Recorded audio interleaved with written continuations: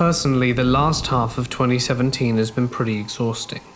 The most draining part, both emotionally, physically, and financially, has been the laborious task of moving my father into an aged care facility due to his rapidly advancing dementia. He lives in Tasmania where I grew up, and I'm currently working and living in Brisbane, which is about 1,500 miles away north of Tasmania. I have been making 3.5-hour flights down to Tasmania about twice a month to sort out my dad's situation. I have been busying myself by fixing up his empty, dilapidated home in order to get it ready to be sold. I moved out all of his furniture and belongings, save for a pile of blankets and pillows that I turned into a makeshift bed on the floor while I'm visiting. The house is situated in a semi-rural area, surrounded by overgrown trees and bushes. It's an old house, damp, everything creaks, and there's currently no electricity, which is very creepy during the night. The house itself is not very secure. With no security system, the doors have locks, but a forceful nudge will pop them open. I flew in on Christmas Eve in the late evening, picked up my hire car to make the hour-long drive down to the house. I stopped in at a mate's place who lives about 10 minutes away from my dad to have a few beers and chat about the year that had just passed. After a few hours, I realized I had probably surpassed the legal blood alcohol limit to drive. My mate's legendary wife dropped me off at my dad's and offered to come back in the morning to pick me up and go back to their place to get my car. A Christmas miracle. I entered my dad's house around midnight. The house inside was pitch black, and in my slightly drunken state, I flipped the light switch and nothing happened. Oh yeah, no power, right. Using my phone as a light to navigate my way through the house, over the creaky floorboards, I noticed that some of the tools that I had left laying around the house had been stolen. I sighed and accepted the fact that it was my own stupid fault for leaving them out in an unsecure house. Some kids probably noticed that no one is living there and took advantage of the situation. It was unsettling knowing that someone had been there, but I didn't bother calling the police over a hammer, wrench, and screwdriver that came to a grand total of about $16. Good news was the big toolbox, which I kept locked up in the laundry cupboard that houses the more expensive power tools, was still there and intact. I studied the padlock and the space around it, and it looked pretty scratched up and dented, like someone had crudely attempted to prise it open. Nice try, morons, I said aloud to myself. The toolbox is very big and heavy and too big for one person to carry unless you're Andre the Giant. Exhausted, I went into one of the furnitureless rooms and made my makeshift bed out of blankets and pillows. I couldn't get comfortable, and it was taking me a while to drift off to sleep. As I was laying there, the only sound I could hear over the ringing of my tinnitus was the gentle rustling of leaves and the wind through the trees. I could also hear what sounded like the unmistakable crunch of boots on gravel that went up the side of the house. I tried to listen harder, when there was a loud gong sound of something solid coming in contact with the metal railing that leads up to the back door. This made me sit up wide-eyed while my heart races. Maybe it was a wallaby or possum. I sit there. It's possible. I was just listening. I could hear the sounds of trees in the wind and nothing else for a few moments, and then I start to calm down. This was interrupted by the pop and squeak of the back door being pushed open. Crap. Now I freeze. Not knowing what to do, I could hear footsteps creaking through the back of the house, and I hear the laundry cupboard being opened. I was at the other end of the hallway, but I could hear whispers. The only words that I could make out were, "There, shh, quick." I pull myself together, pull out my phone and call the police. I chat to the dispatcher while burying my head under the pillow and muffling my voice. I explain the situation to the dispatcher and says that the police are on their way. While this is happening, I can hear a chink sound of what I'm assuming was the lock of the toolbox trying to be broken. The dispatcher suggests that I lock the door of the room I'm in. I agree, and I slowly pad over across the room to the door. One of the floorboards creaks so loudly. I freeze and hear dead silence from the laundry room. They must have heard. After about 30 seconds of standing still, I try to take another step and get yet another high-pitched creak. But this seems to work in my favor, because my new house guests scatter away out the back door. I lock the bedroom door, tell the dispatcher that I think they've gone, and she tells me to stay put until the police arrive, and I tell her that I'm more than happy to comply. After about 5 minutes, the cops arrive, and the dispatcher bids me farewell. The police did a search of the area, but as expected, found nothing. They had tried to break open the toolbox. One of the cops says, "Why didn't they just use bolt cutters? Amateurs." And we all have a laugh. I explained to the police about how when I came home, some of the tools that I had left lying around were stolen, and that the toolbox looked like it had already been attempted to be broken into. Upon hearing that, the other cops started his theory of how the events took place. They probably broke in earlier tonight before you got there, grabbed what they could, tried to open the toolbox but couldn't, and then left to go get something else to open it with. While they were gone, you came home, and they arrived back here to open the toolbox. I doubt they were dangerous, probably just kids. Good timing, I think to myself. I made the report and that was that. I stayed up until sunrise, then decided to get a couple of hours sleep until my mate's wife came to pick me up and collect my car. I ask if I can keep my tools at their place for safekeeping, to which they agree. I drove down to my dad's old folks' home and had Christmas lunch with him and his new elderly buddies. The following day, I go to a hardware store and purchase some new, sturdier door locks.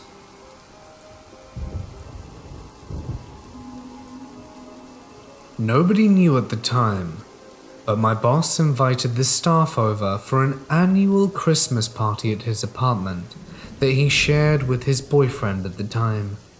So we went. We ate, we drank, we met one of the nicest men I've ever met in my life. His name was Bruce MacArthur. He was a landscaper, good cook, and even better serial killer. Turns out that this guy ended up luring at least 8 men through gay hookup apps, only to murder them, cut up their body, and bury their body parts in the garden of various houses he worked on around the city. Nonetheless, when I saw his name and face on the news, the Christmas party came to mind, and I recalled the sweet boyfriend of my boss who I met, and was a great host. It's just crazy to think that someone who you get absolutely no weird vibes from ends up being one of the most demented criminals in the history of Toronto. I'm honestly not sure how my boss made it out of the relationship unscathed, and he's no longer my boss, but I'd love to call him up and see his thoughts on this news in Toronto, on his ex-lover dismembering countless men.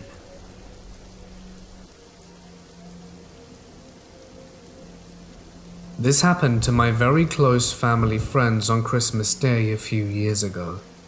I used to babysit for this family starting around age 12, and I later house and dog sat for them months at a time, all throughout my 20s. This story is particularly creepy for me, because I have spent a ton of time alone in their house. So this family is enjoying a stereotypical Christmas Day evening in the family home. It's a drizzly, wet, foggy night outside. It's a large family, and the kids are all grown and in their mid-20s to 30s, most with jobs out of state. But everyone has come home to be together for the holidays. Siblings are busy playing with Christmas loot. TVs are on, Christmas music is playing, food is being cooked and eaten, and there's a lot of laughing and talking. This persists for many hours.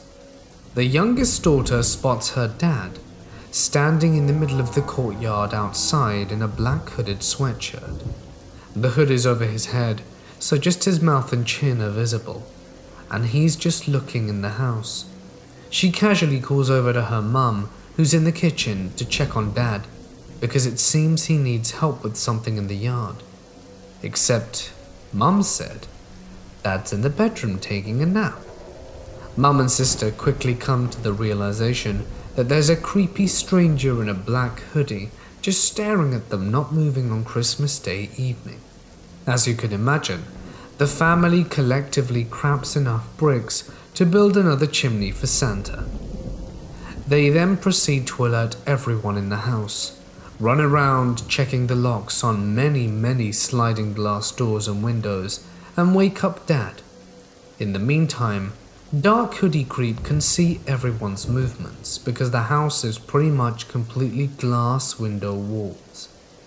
This guy continues to stand there in intentional creepy Jason-like pose, not moving, except now he's wearing a sinister smile on his face. It's obvious that he is enjoying being caught. At first, the family thinks this might be a practical joke of some kind. The family members start to call out things to intimidate him like, "This is a joke, it's not funny. We already called the cops. We have a gun." But the guy keeps standing there, smiling, and not moving for a long time. Then suddenly, he rushes up to the glass and starts pounding on it, still not saying a word, his face obscured by the hood. Obviously, he is intentionally trying to scare everyone, if not break into the house, and now the family really does call the cops. After pounding on the glass for a good while, he runs and hops to the fence near the home's trash can and heads to the neighbor's yard. The neighbors are also good friends, so the family calls them to let them know what's happening, but they never see the hooded man.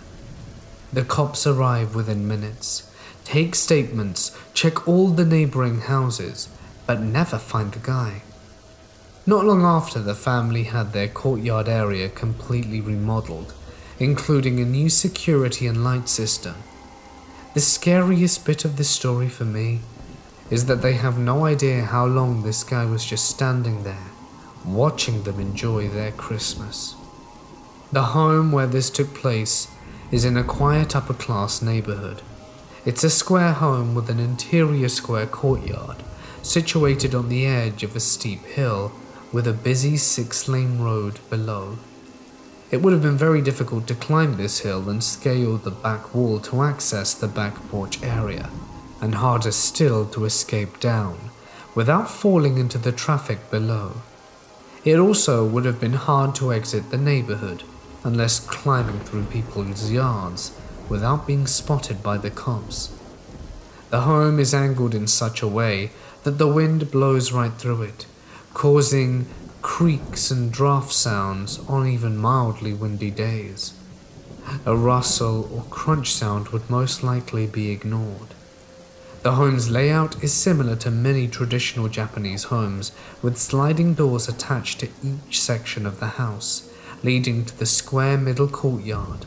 Except rather than wooden panels or screens, this home is all sliding glass window hallways. The home is beautiful, but they have some creepy art, and has a floor-to-roof iron gate which is impossible to climb over, and a wooden gate, possible to climb, leading to a trash can and storage area adjacent to the neighbor's wooden fence. These are the only accessible points to the central courtyard. My conclusion is this guy must have been a crazy ex or school friend playing a prank on one of the now adult kids. But many years have passed and it was never revealed and seems unlikely. Perhaps this guy just had mental problems or was a peeping Tom. Or maybe this was a Home Alone type situation, where the guy was squatting in nice homes counting on the fact that people wouldn't be home for the holidays, and possibly decided to have some fun with this family once he spotted us. I seriously doubt this single guy was actually planning to take on a family with 6+ adults. I've not stayed alone in the house since, as the dog I used to watch passed away some time ago, but I'd love to hear your thoughts on this chilling experience.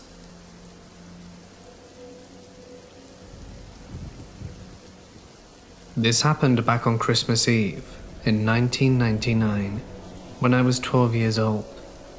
My parents were away at a Christmas party and planned not to return till late, probably after midnight. So it was just me and my brother John, who was 16 at the time. I was a dumb kid, who still believed that Santa was real. Approaching midnight, I decided to go to bed. Just about 3 hours after, I hear a knock at the front door. I thought it was my parents coming back from the party, or perhaps Santa, but then I thought and realized something. I was like, Santa comes through the chimney, not the front door. And couldn't my parents just open the garage and come in? My parents never ever tell anyone who is outside our family what the garage code is. Plus nobody else but them were expected to come to the house for the night. I decided to just ignore it. At least 5 minutes later, I hear a knocking noise again. This time I decide to check who the hell is knocking at 3 a.m. I made sure to check the front door from the window to the kitchen, so that whoever was knocking on the door could see me. The kitchen window that I was viewing from was across left of where the door was, so you could only see the person's right side if they were facing the door. From what I could see, there was a man dressed up as Santa Claus, but I was not able to see his face due to the fact that he was facing the front of the door. He then suddenly turned around to face me. He seemed to be somewhere between his early 50s to late 40s. He was grinning a massive, creepy grin, and then said, "Merry Christmas, Joseph. I have some presents down here for you. Why don't you come and open the door and let good old Saint Nick give them to you?" I was scared and said nothing. Then he started to jiggle the doorknob to get in. I quickly walked to my brother's bedroom to alert him about the fake Santa Claus. He was grumpy that I had woken him up, and when we went to check, there was no one there. He accused me of dreaming. "Go back to bed, Joe." He is." "No buts." He was annoyed. I went back to bed but couldn't go back to sleep. Then I heard it again. This time I ran down the stairs, busted into my brother's room and screamed that he was still there. Angry now that I could not go back to sleep, me and him walked up the stairs and looked at the kitchen window. But this time we both saw him and he was like, "Oh my, you're right, Joe. Sorry I didn't believe you." We hid in my bedroom as he dialed 911. The police said that they would be there as soon as possible. 8 to 10 minutes later, no noise was made and it was all quiet. I was about to ask my brother if he thought the creep was gone when all of a sudden we heard a window break. We quickly looked at each other in horror as we realized the creep had broken the window to get in. We heard boots approaching my bedroom and the words, "Joseph, where are you? I have a Christmas present for you. Come see St. Nicholas," which freaked both of us out. There were blue and red and white flashing lights and the police were finally here. It felt like forever. He tried to escape from the window he broke through, but the police caught him. The window he broke was the kitchen window that I was looking out of. The man was a convicted rapist who had done something terrible to a 12-year-old boy just a few blocks away. After that, my parents never went to another holiday party. One Christmas Eve, my mum, sister and I were driving back from a very late family gathering. Our house is 20 minutes from the party. I think I was about 18, my sister 14, and our house was in a new development, but the drive there was rather solitary, kind of through the woods. The highway was one of those winding highways along a river, where you drive about 40 miles an hour max. To the right was all woods, and to the left the river. There's one turn-off road onto a small bridge to the left a few miles before you turn off. This night I remember sitting in the front seat, kinda drowsy and ready for sleeping. It must have been 2 a.m. My mum always used to drive really slowly, which drove me nuts. It would always irritate me. She'd also tap the brakes constantly. This night we were driving along, and just before a bend in the road, a few feet past the bridge, there was a car positioned perpendicular to us. That is, blocking the road. There were two men sitting in the car looking at us, not trying to turn around or anything, just blocking the road. My mum slammed on the brakes, and I've never seen her move so quickly. She cursed, threw her car in reverse, and turned into the bridge to turn around, because at the end of the bridge, on the other side, another car had blocked the other road. I just remember my heart slamming against my ribs. I had no idea what was going on, but I do remember my mum saying something like, "These men were up to no good." She'd lived in Mexico City in the 70s and had lots of experience with crime and shady situations. The idea that something terrible was planned was brought home when we saw the other guy blocking the end of the bridge.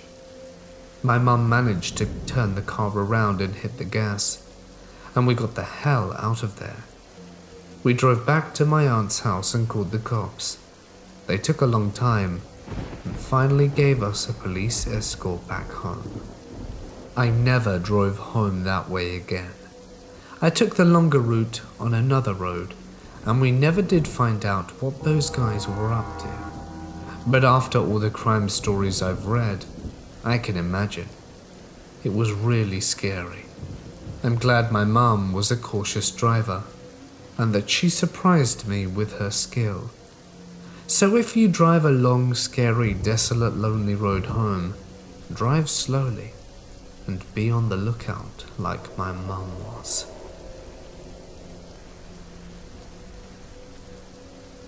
My family and I were searching for a new house for two reasons.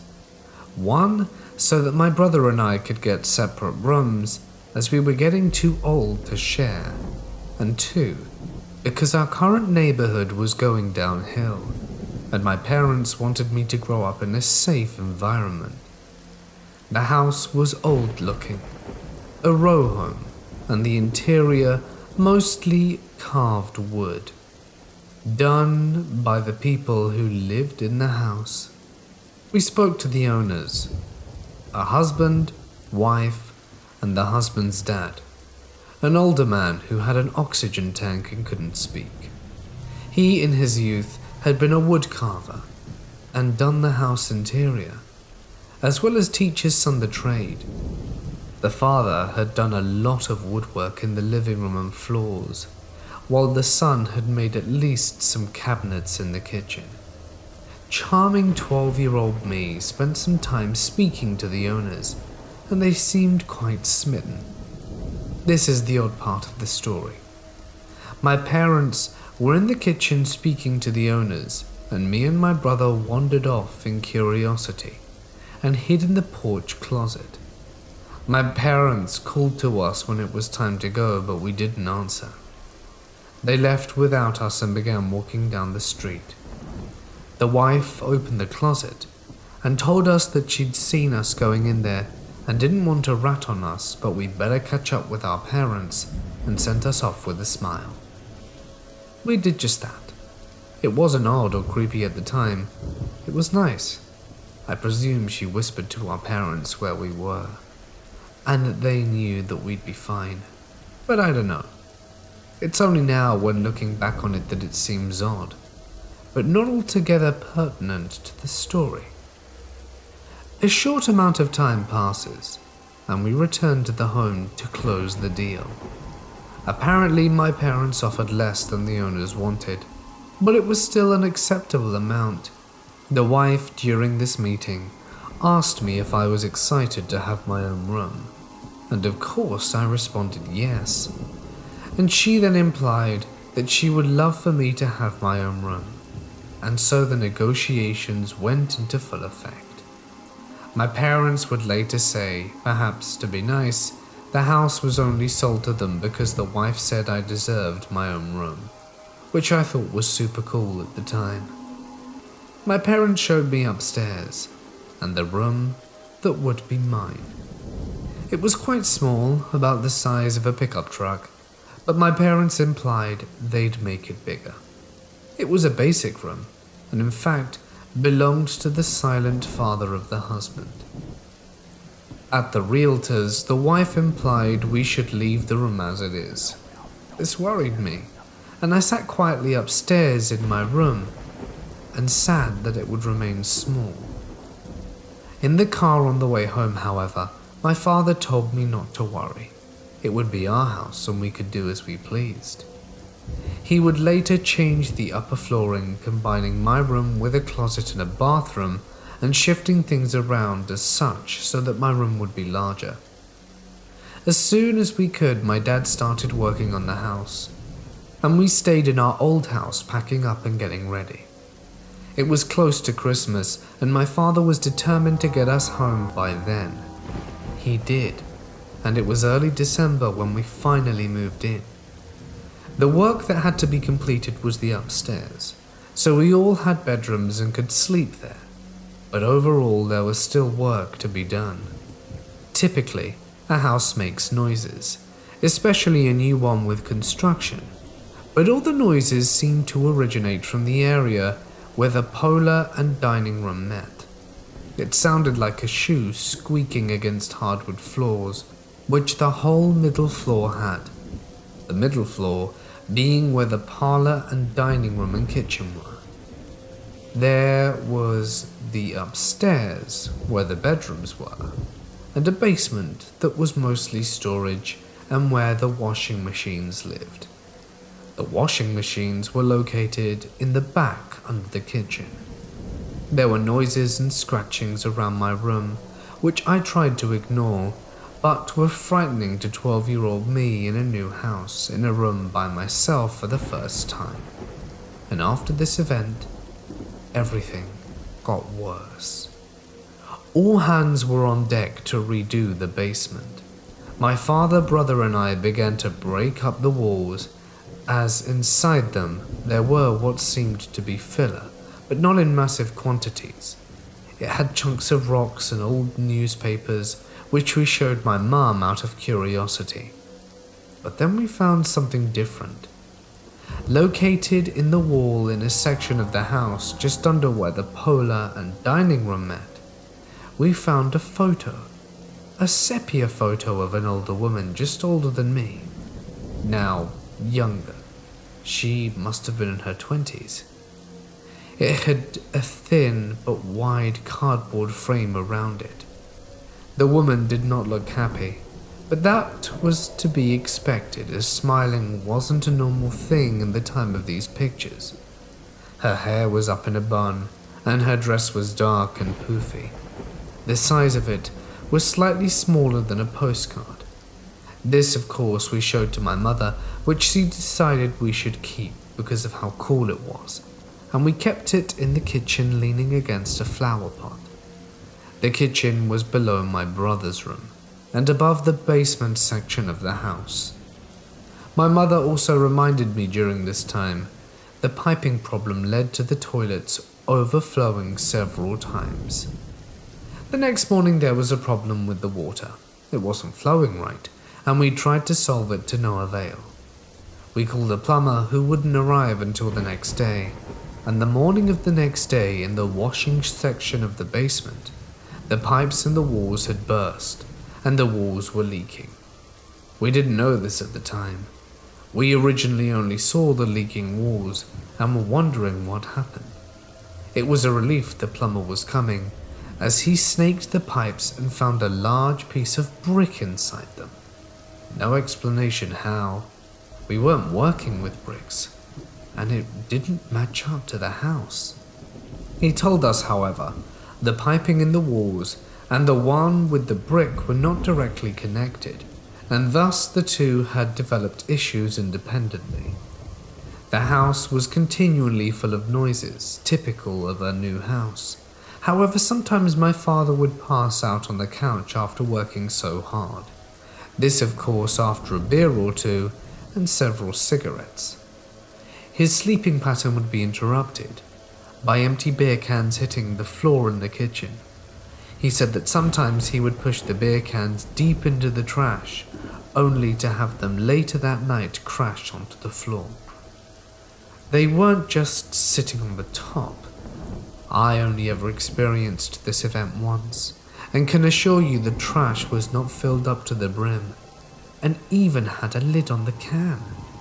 So the beer had to have been at least 8 inches in to travel up and get over the lip to get out.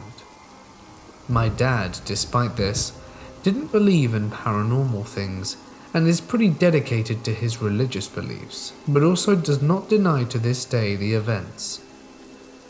My mother was stressed by problems we were having with construction and Christmas coming, so she bought a small statue of Mary in hopes to bring joy to the house and have the Lord bless it, which she placed in the kitchen next to the picture of the woman. The next morning, the statue was found on the floor. Mary's hands were broken off, and she was across the room, and she'd travelled at least 24 inches from the window's ledge, and the hands a good 7 feet from the ledge. My father found this and repaired the statue with superglue, but at this point, almost jokingly, my mother, brother and I blamed the picture and began to research the house. We pulled up no information that was conclusive of an identity, but did find one woman's nickname.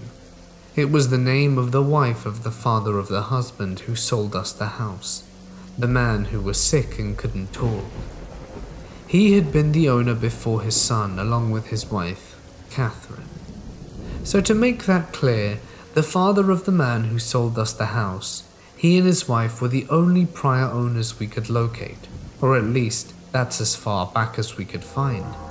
No proof that the photo was of her, but the timing would add up.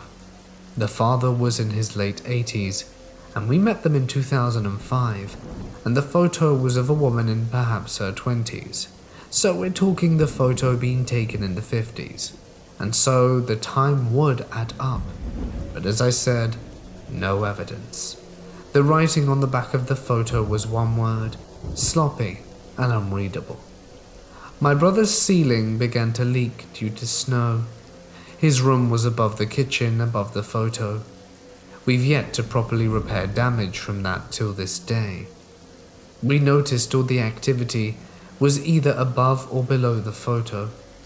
My mum wanted a priest to come out, and this is where my father's faith shook a bit, and agreed that my mum wasn't totally crazy for wanting it, but he still didn't believe it was the photo.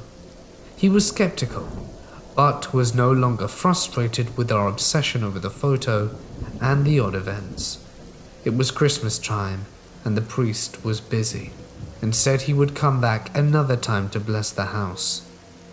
I snooped around and found my Christmas gifts in the basement, as that's where my parents had hid them. Christmas Eve night comes, and I'm in bed, wide awake with anticipation. I hear my parents go slightly up the hall to my brother's door to listen for noise, then to my door, then to his. They kept roaming the halls to check on us and to move the toys, but I soon noticed they weren't going down the stairs with them, and the gifts weren't on this floor. Eventually, noises stopped. In the morning, I casually asked my parents about it, and they, still slightly trying to deny the real magic of Christmas, said Santa had a hard time pulling the gifts out, considering the kids kept walking up and down the hall trying to spy on their gifts. My brother said he heard the noises too, and thought the same, that I was trying to spy on my gifts. I told them it wasn't the case and that it wasn't me. My dad seemed to not believe me. He thought I was spying, but my mother was more convinced. In later years, they revealed all the toys were in the basement, and that it really wasn't them in the hall. Christmas night, I woke up late with my toys. I couldn't sleep. It was early, maybe 2 a.m., when someone came to check on me. I could hear and see the doorknob rattle so slightly, like someone was trying to get into the room without waking me. The door was locked and I whispered, "I'm still awake, Mum," but no answer. And I didn't hear anyone walk from the door, nor did I hear anyone walk up to it. I opened the door and my parents' door was closed. They were asleep. This was one of the only nights I was awake late, and my brother reported similar goings-on, and that he often heard someone walking up to his door. He said it mostly happened between 3 and 5 a.m., at the time when little me was fast asleep. In fear, he had brought a knife from his friend. He's only 3 years older than me, so he was about 15 while this was going on. The priest comes in early January, and we describe the events. I don't remember too much of what he said, except that he had an exchange with my mum, where she told him what was going on. So he put his hand on his shoulder, comforted her by name, and with his hand raised a Bible in the other and said, "We cast out whatever negative energies reside in this home, so that the family may live in peace." He finished by a sprinkle of holy water. He did this in several places, but I only remember him specifically sprinkling it in one wall. Before he left, at my mother's request, he gave her a Mary magnet to replace our broken statue which went on the fridge in the kitchen. In the morning, I went down for breakfast and found the magnet missing. I located my father in the basement and told him I couldn't find it. He said not to tell my mother, but he found it when he got home from work, as he started working midnight shift, which made it even harder for me, her and my brother to be home at night. It was on the floor, broken, hands off. For the record, the fridge was across the room from the photo.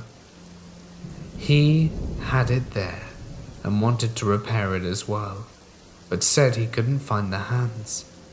We have no pets, and no one in the family would break property like that. It never happened, before or since, and my dad told my mother, and my mother wanted the priest to return. But he said he couldn't do it, that he was busy and not to worry. My father was upset. He didn't know what to believe, but he only expressed frustration with the fact that his family didn't feel safe. He didn't want to miss work, but my mum didn't want to be in the house alone at night, and selling this new house would cost them a lot, which wasn't really an option. Noises continued, and my brother was increasingly upset, saying he didn't sleep much. It was during this time that my brother changed. It's a private and touchy subject, and likely nothing to do with it. But due to insomnia and depression, he turned to an alternate means of coping, and has never been the same since. These decisions were made during the time the photo was present in the house, located under his bedroom. My mum was the first one to point out only a few weeks ago, and my brother did however say in times of clarity, the noises kept waking him at night and were a major problem for him. Late January, school. They wanted us to do a project on spirits and ghosts and talk about our feelings with them. As I remember, it was a mostly anti-ghost agenda, as they weren't considered part of the religion. I brought in the photo with my story. My mum was hesitant despite the terrible goings-on, as we were equally fascinated by the events. I made the teacher promise to give it back after my presentation, and the paper was graded. I told my class the story, a group of 12 and 13-year-olds. As this was late January and my birthday had just occurred, they were shocked and asked many questions, but my teacher didn't believe me. Long story short, the photo was thrown away, possibly on purpose. My mum had thrown a fit at the school, but there was no way to retrieve it. She told them my story was true, but the school with their religious ways didn't understand why we'd want it. We eventually got on with life, stopped talking about the photo, as it was gone. With the photo gone, the house grew quiet. A month or two later, George, husband of Catherine, the woman we believed to be in the photo, passed away. He was old and sick, so it wasn't sudden, but odd to us. His wife had obviously passed many years ago. My mum wondered if he'd died of a broken heart, having moved out of a house which the interiors had been primarily built by his own hands or his sons. Nothing more ever happened. We still occasionally get mail for the deceased old man. This is all the information I have, and I'll say this. I don't know what you think. All these years later, everything seems odd, but not impossible. I don't go around screaming my house was haunted. I still don't say it. All I say is this. It happened, and I thought I'd share it here, because it's worth telling.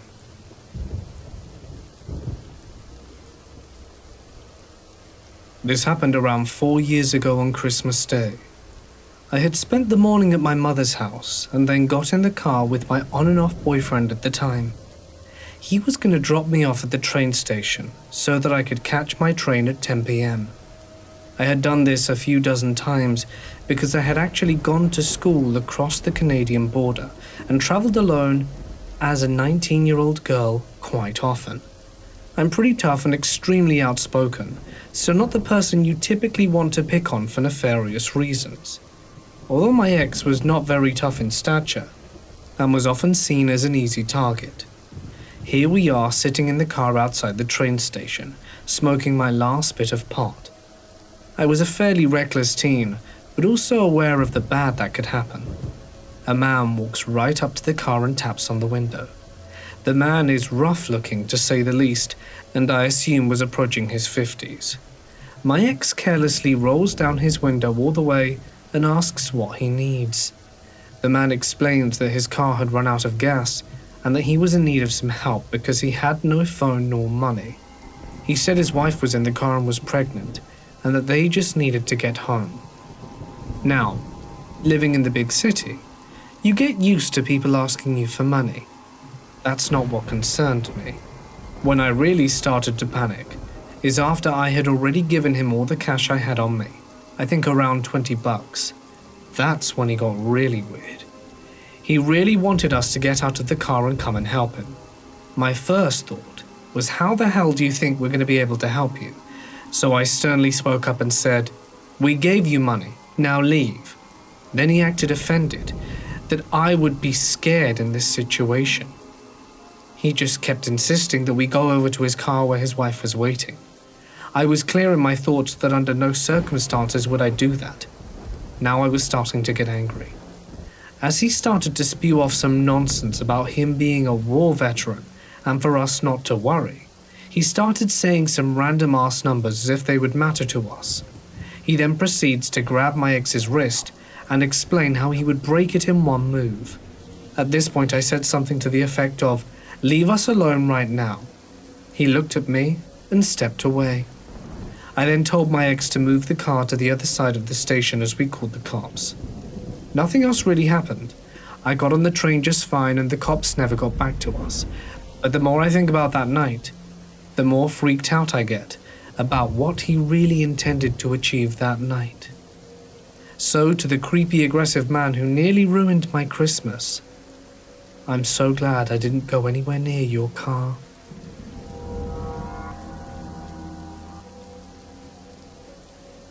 In my grandparents' house, there are 2 doors in the hallway. One leads to the kitchen, and the other one leads straight into the living room. Bear this in mind for the purpose of the story. There is a tradition in Finland called Päivä, which has been spread in here from Sweden. It is celebrated on the 13th day of January. That specific day ends the peace of Christmas, and usually the Christmas tree will be thrown away during that day, or planted if it's still alive.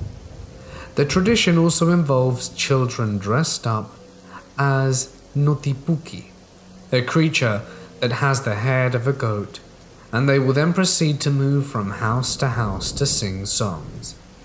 I was about 4 or 5 years old when this happened. I was in my grandparents' house with my family, and there were also other relatives present there. I was alone in another room trying to watch TV, while the others were gathered in the living room. I got pretty bored with the program and decided to head into the living room with the others. As soon as I made it into the living room, the door from the left side of the room swung open, and in walked about 12 teenagers dressed up as Notibuki. Their costumes were poorly made, but they still managed to make them look insanely terrifying. They had robes and long coats, weird masks made of cardboard, and antlers made of twigs on their heads. One of them even had a realistic-looking goat skull with black eye holes. They also made some weird and creepy noises and stomped inside. Needless to say, I was totally freaked out by this, so I turned around and quickly ran into the room where I came from. If you Google Notibuki, I'm sure you'll understand why I was terrified. It's probably the worst childhood memory I have.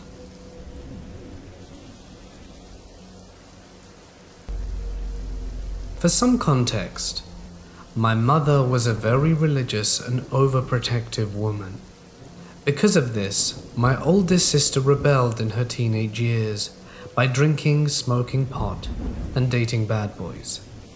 My sister became the black sheep of the family, and even when she did good things like win an art contest, become a manager of a local fast food restaurant, got her own apartment, and fully supported herself at 19, she could not win the approval of our mother.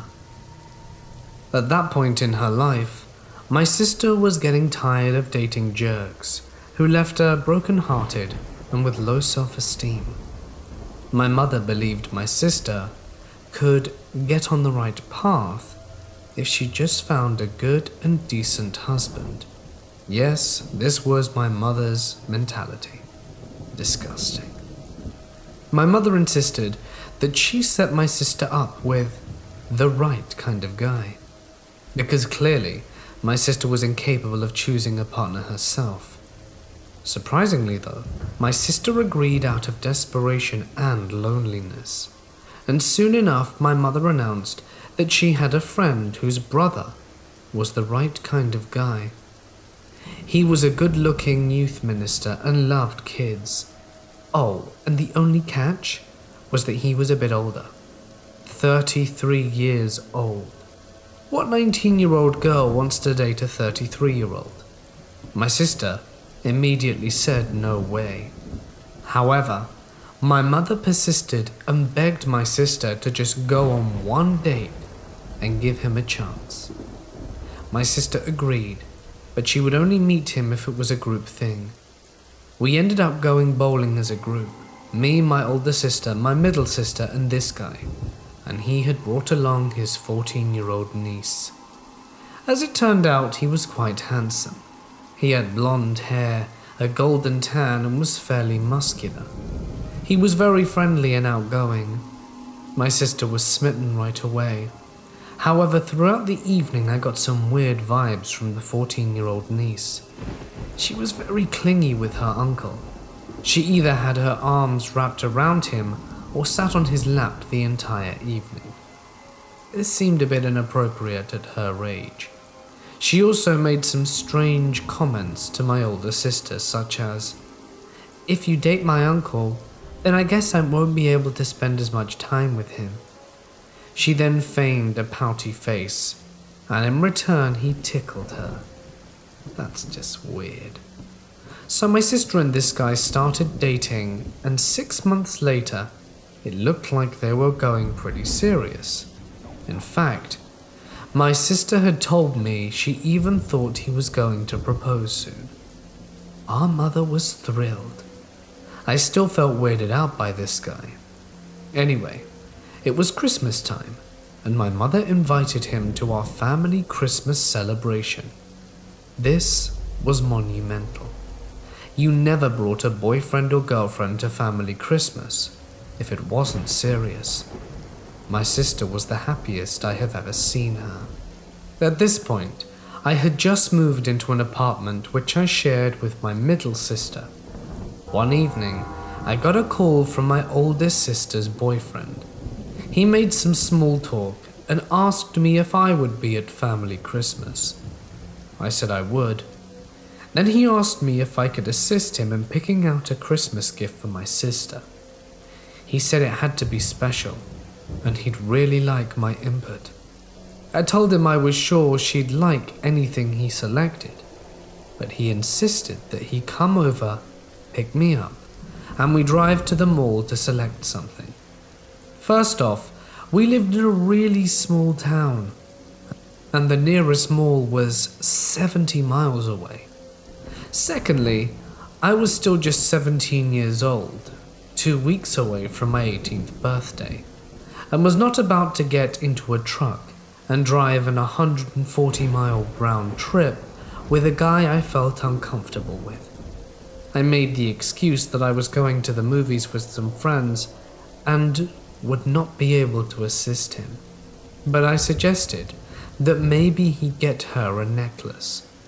A few days later, I was coming out of my apartment with a friend when a truck pulled up into the parking spot right in front of my door. The window rolled down, and it was my sister's boyfriend. I greeted him, and he asked again if I would go to the mall with him to help him pick out that gift. I swear at this point, the blood in my veins ran cold. I was very uncomfortable and told him I was just heading out with my friend. He insisted she could come along too, but we declined, and he was almost to the point of begging. We finally began to walk off, waving bye and not looking back. My friend told me to tell my older sister about it, but I knew she was so taken with him that she would think I was just being paranoid, so I didn't mention it to her. Then, the night before Christmas, I had just gotten home from work, and as I entered the apartment I could hear my phone ringing. I did not get to it in time, so assumed they would call back if it were important. I didn't have a caller ID nor answering machine then, but just a minute later, the ringing started again. I answered. It was my sister's boyfriend. I really just wanted to hang up, but remained polite. He started off the conversation by telling me he picked up a gift at the mall. It was a necklace as I had suggested, and he said it had a heart-shaped pendant, and what I thought of it. That's great, I told him, as I thought my sister would really like it. But then he began to stumble over his words and said, I have something to tell you. That necklace isn't for your sister. It's for you. I was silent and unsure how to respond. He continued, Actually, I have a secret. I'm gonna break up with your sister tonight because I'm not in love with her. I'm in love with you. This whole time I just wanted to be closer to you. I wanted to throw up. I hung up the phone and had no idea what to say other than shout profanities at him. This sick creep was more than just interested in younger girls.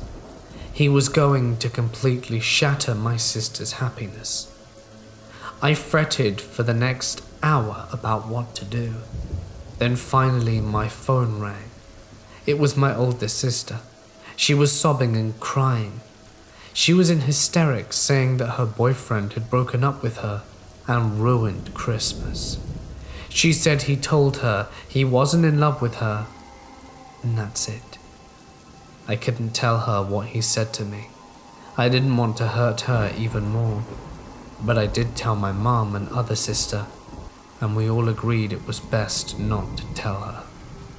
However, my mother did ask his sister to tell him that I was a minor and to leave me alone.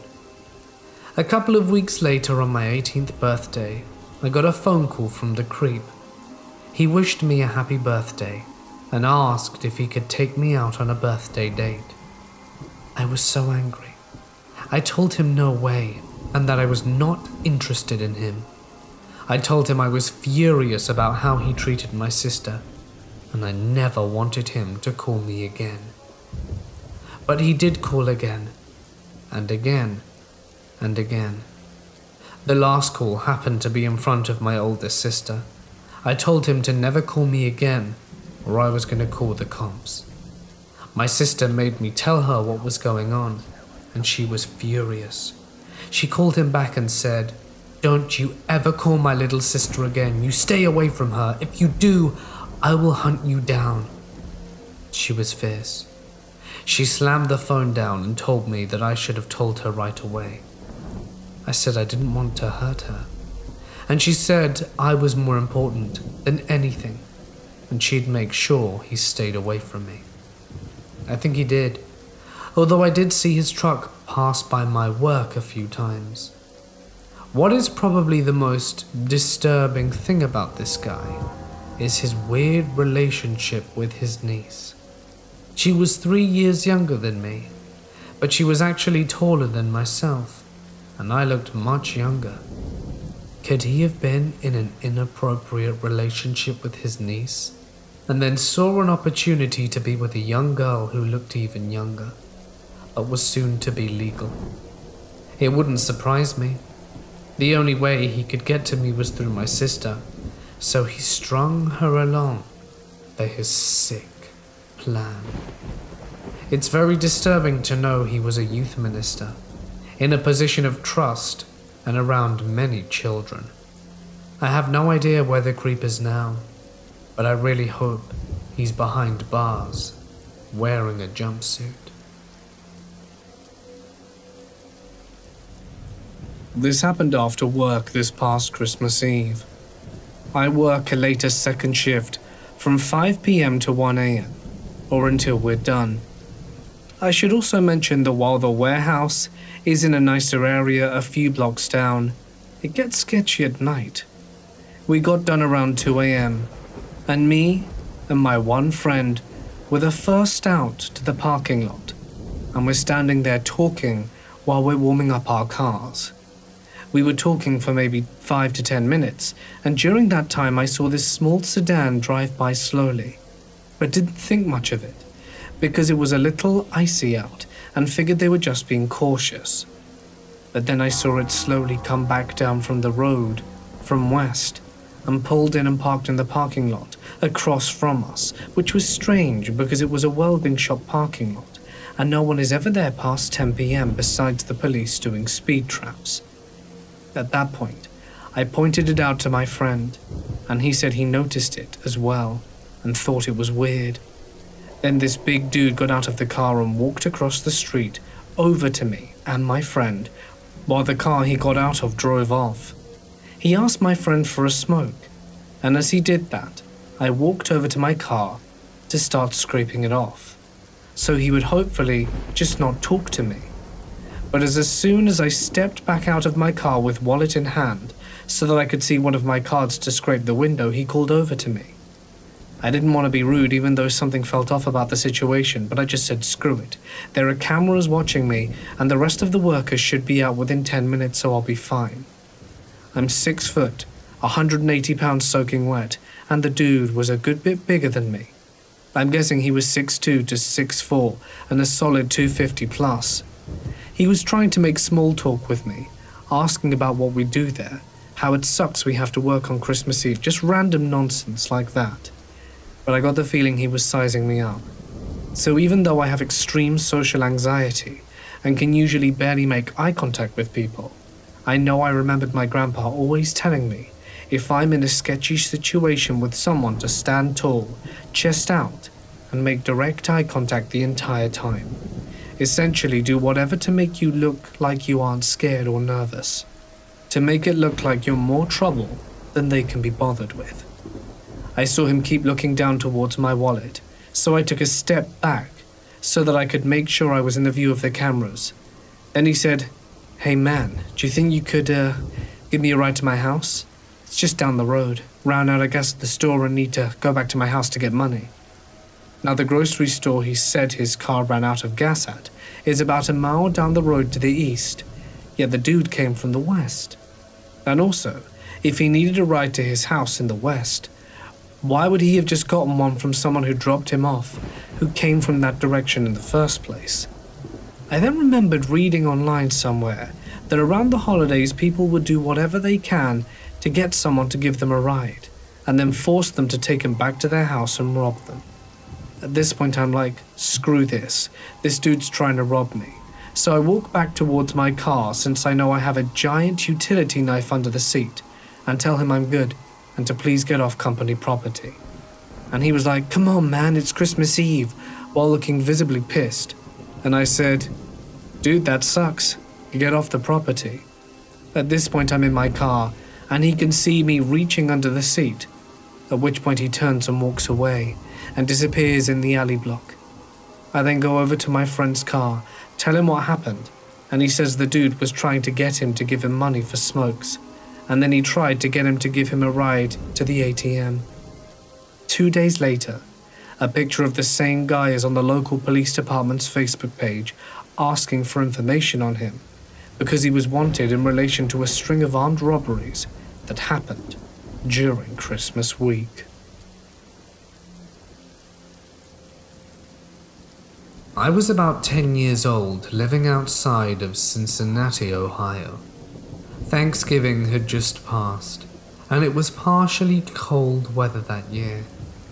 I can't remember why my mother and older brother weren't at home at the time, but my father, a barber in the city, was upstairs preparing for work. I had just set up a new dartboard that I got as an early Christmas present from distant family at Thanksgiving earlier in the week, when I heard a car door slam and tires burn out quite loudly. Running out to the door to peek outside, my vision of the intersection is blocked by a tree. My father, hearing my footsteps in a hurry, yells down, "It's just that kid down the street. He's about to buy new tires, so he's roasting the old ones." I go back to throwing darts, and just a few moments later, as my 10-year-old brain is reasoning the logic my father has yelled down, I think to myself, why did he slam the door though? As I'm holding on to this thought, I hear the sound of glass clinking together. It gets louder and has a beat to it, like if you took a bag of marbles and hit them like a drum. From what I can only explain as intuition, this seemingly harmless sound absolutely terrifies me. One last pause, and then it meets me on the other side of my door. I'm paralyzed with fear as a man begins pounding on the door. I'm only feet away, and at an angle I can't see out clearly. I scream at the top of my lungs for my father, and I hear him racing down the stairs as my ridiculous self is on autopilot, opening up the front door for some weird reason, and my dad lands directly behind me, having jumped down the last staircase due to my gut-wrenching scream. The door, wide open, reveals a young man, completely naked, beaten, bloodied, taped at the mouth, and tied from head to toe in old-fashioned Christmas lights. He falls in our doorway, and my father immediately slams the door and locks it. My fear is completely gone.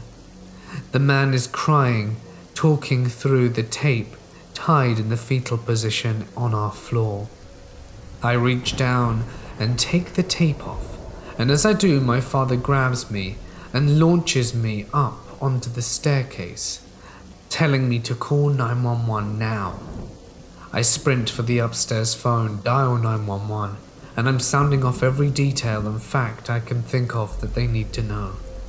As I'm heading back downstairs, my father has thrown a very old navy pea-colored coat at the man and is gingerly removing the duct tape from his mouth. I'll never forget the look in the man's eyes, welled with tears, breathing heavily, as he finally calms himself for the first time in a long time. As the tape comes off, he busts out into a full-fledged howling cry, the kind of cry that comes from the soul. My dad looks away. He cried like that, still tied up, with the pea coat covering him until the cops arrived 10 minutes later. Even they couldn't get him untied. He must have had 100 feet of vintage Christmas lights tying his hands together and then his waist down to his feet and back up again. I overheard an officer say that he must have been tied up like that for a while, as the smaller cord was embedded in his skin. An officer talking to my father pointed at me and told me to get in the house. They walked up onto the porch just enough for me to hear their conversation behind the door. The man of 32 years old had pulled over to the side of the road to help a stranded motorist, someone who he thought was alone, but had an accomplice hiding nearby. When this good Samaritan offered to help in changing the flat tire, he was knocked over the head and put into the trunk of the car. The two men took him to an abandoned building and first tied him up with rope. They repeatedly beat and sexually assaulted him for 3 days until he escaped, only to be captured on the road and this time tied up with Christmas lights. This went on for weeks apparently. How long, I'm still not sure, as we never got the man's name and it was never reported in the news. My dad reported the police station a few days later, but no one would tell him a thing. I remember the tire marks in our intersection stayed there for what seemed like years. I'm telling you this story tonight as I've recently began listening to stories on YouTube, which compelled me to share my own. I haven't spoken about this in years. I'm 31 now, and every single year around Thanksgiving, I think about that man and how strange that was. I am now also terrified of the sound of glass clinking together.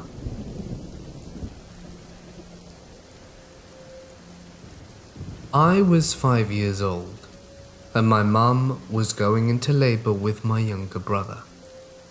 I stayed at my grandparents' house while my mother was in the hospital. I shared the queen bed with my grandfather, who was soundly asleep and snoring. At some point late in the night, I was awoken by the bed shaking quite vigorously.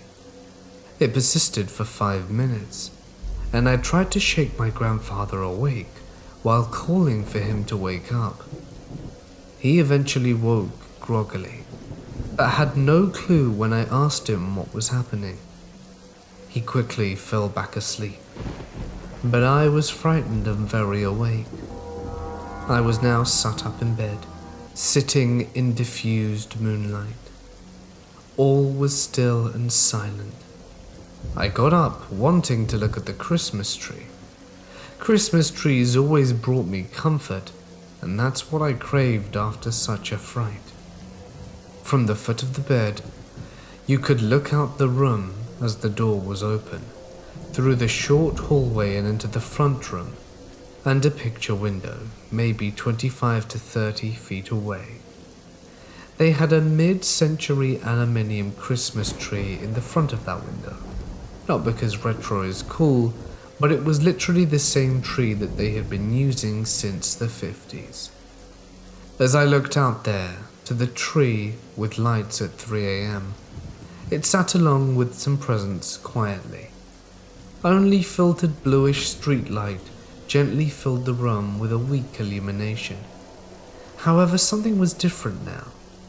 Sitting next to the aluminium tree was a pair of 2 huge black Doberman pincers, sitting silently staring straight at me. The weird thing? They had no pets. I jumped back in bed, threw the covers over myself and eventually fell asleep, and woke up in the morning sunshine, making the aluminium tree warmly shimmer. I think about what happened that night from time to time. It's the first paranormal encounter that I've ever had, and at that point in my life, I don't think I even had a concept of ghosts or the paranormal. I was simply a 5-year-old with a limited understanding of the world and an unlimited imagination. Was there something paranormal shaking that bed and presenting those enormous dogs? This last holiday season, I had been spending quite some time at my grandparents' house. My grandma and I drifted apart a few years prior, but we got really close last year. She always decked the house out with Christmas stuff, but couldn't last year because of health issues and ailments, so I offered to spend a good week putting up every single bauble and ornament she had. I'd like to say here that my grandmother and her mother were very close. They spent hours, days and weeks putting together Christmas for my family, and it was something very special that they shared. Almost all of my grandma's Christmas items are handmade. With that being said, my grandma spent a lot of time telling me about her mother. I never really got to meet her due to a family feud, but she sounded really lovely. Sometimes my grandma would say that she thought her mother would come and visit sometimes, because she would smell cooking in the kitchen when no one was there. Sometimes cigarette smoke, which her mother had smoked, when no one but she was home, and my grandparents didn't smoke. I found this really interesting and quite endearing, but I'm not sure I put too much stock into it. One day after putting the last few ornaments on the tree, I stood back to admire the lights and ornaments. They were all handmade by my grandmother and her mother, and I suddenly felt a cool breeze on my neck. And it's gonna sound weird, but I felt a presence next to me. In my mind's eye, I saw my great-grandmother standing next to me. I was just frozen in place, kind of weirded out. I saw exactly what she was wearing. A pink sweater, and she was also looking at the tree. I honestly felt like I was standing there frozen for a long time, when I started to smell something. Even though I maybe met my great-grandmother 3 times in my whole life, I somehow knew it was the smell of her perfume. I really started to freak out here, mostly with excitement. I thought I was going crazy. I had to get my grandma so she could experience this too. I knew what this meant for her, so I ran as fast as I could out to the garage to get my grandma. I was running and jumping over boxes and tubs of Christmas decorations, which I'm pretty sure looked weird. I found my grandma in the depths of the garage, digging out even more decor.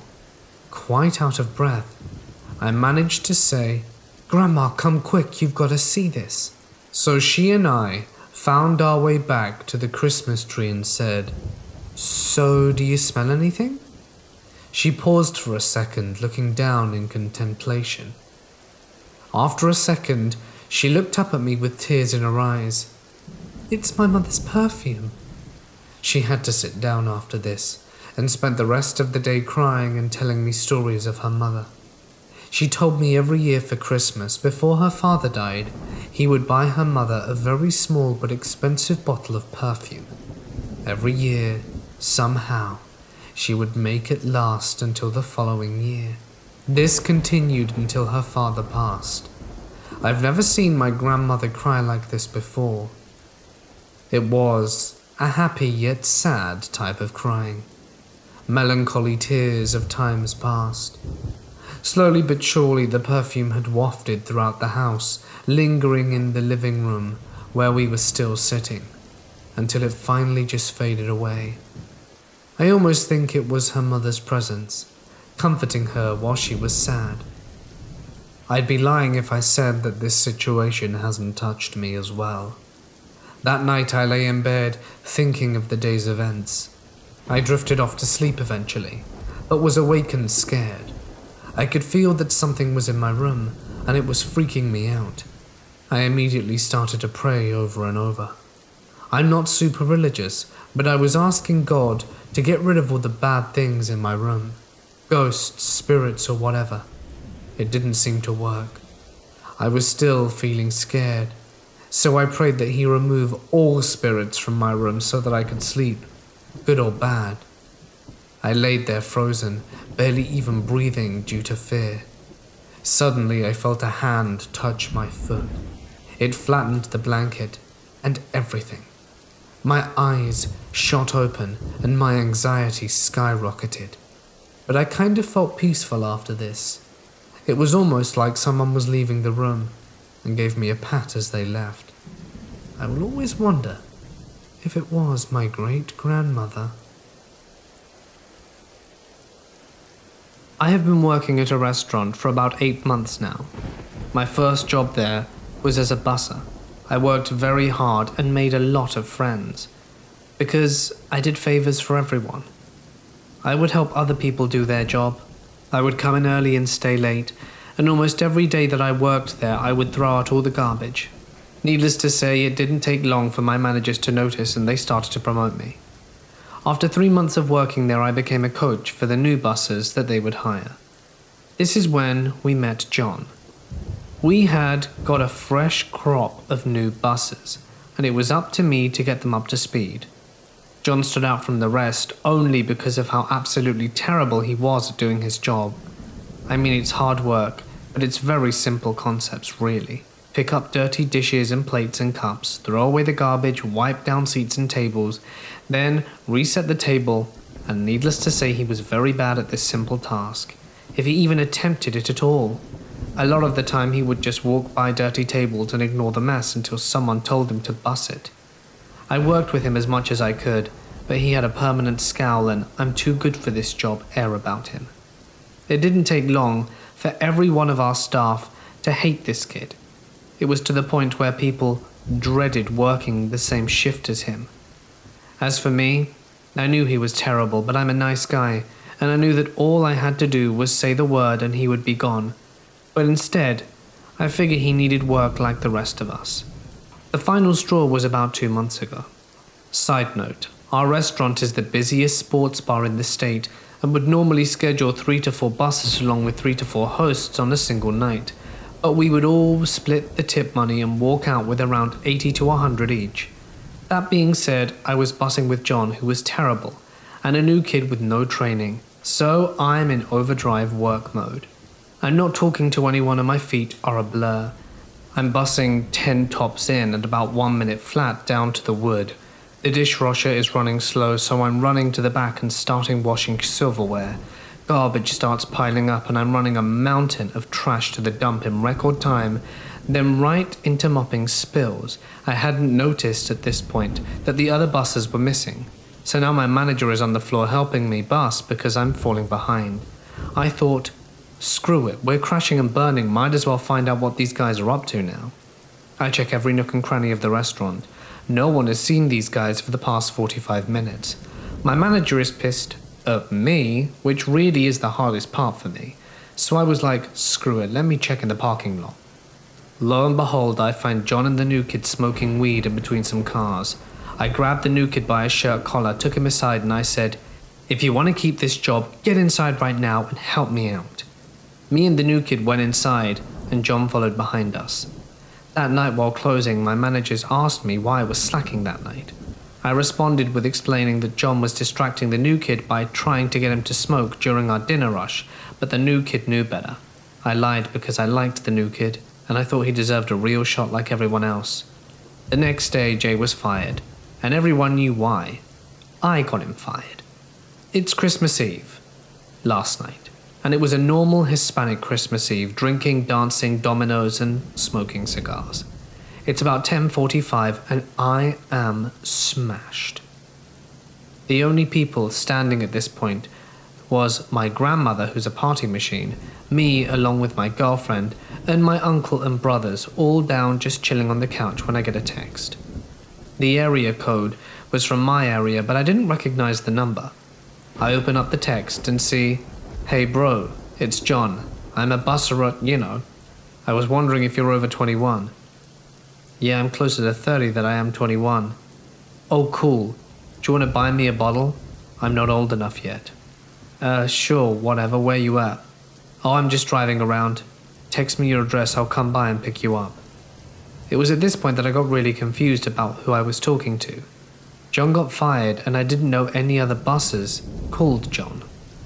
The liquor store's on the corner of this street and this street. Nah man, your exact address, I'll swing by and get you. At this point the red flags were up now, and I was thinking of ways to end the conversation without looking like a dick. Hey John, I just googled all the liquor stores in the area. They're all closed up early for Christmas. Nah dude, I found a 24-hour one. I'm in your part of town, I'll pick you up. At this point, I was sobering up real quick. I didn't live anywhere near work. And I know that the John who used to work with me for 3 weeks had no clue where I lived, or so I thought. I showed my girlfriend the text and she agreed it was super creepy. And I called my friends from work and they confirmed there were no new buses named John, so it had to be the one they fired. Then the dude calls me up. Yo bro, let me come get you real quick. I know this place in this part of town that has a 24-hour store. Let me just call them up real quick, just to make sure that we don't waste the gas. Alright, call me right back. I hung up, blocked his number. Looking back on it, so many things could have gone wrong. I'm pretty sure he was out for some kind of petty vengeance, maybe more. But I'm glad I didn't find out. Certainly would have ruined Christmas.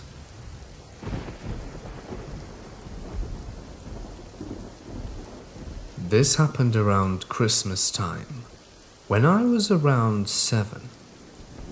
I was looking for my dad to ask him for something, so naturally, I went straight to my parents' bedroom.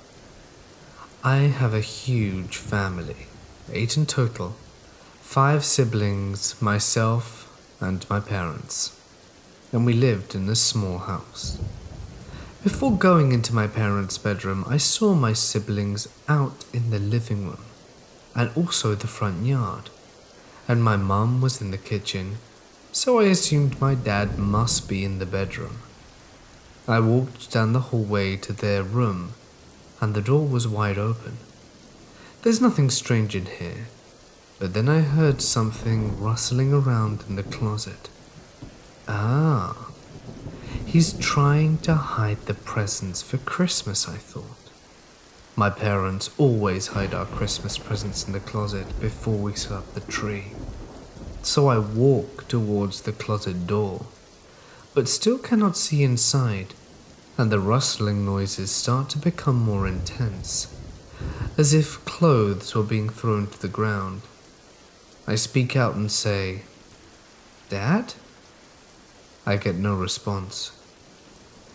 I repeat, "Hey, Dad?" Then I hear the most cynical and unfamiliar voice I've ever encountered say, "What?" If you were to imagine a demon talking to you, that's what it sounded like. That's the only way I can describe how this voice sounded. It scared me out of my mind, because I knew that my dad did not sound like that. So I ran to the front of the house. I see my siblings still playing in the living room and outside. My mum is still in the kitchen, and then my dad walks in from the garage. I still have no idea who or what responded to me from my parents' closet.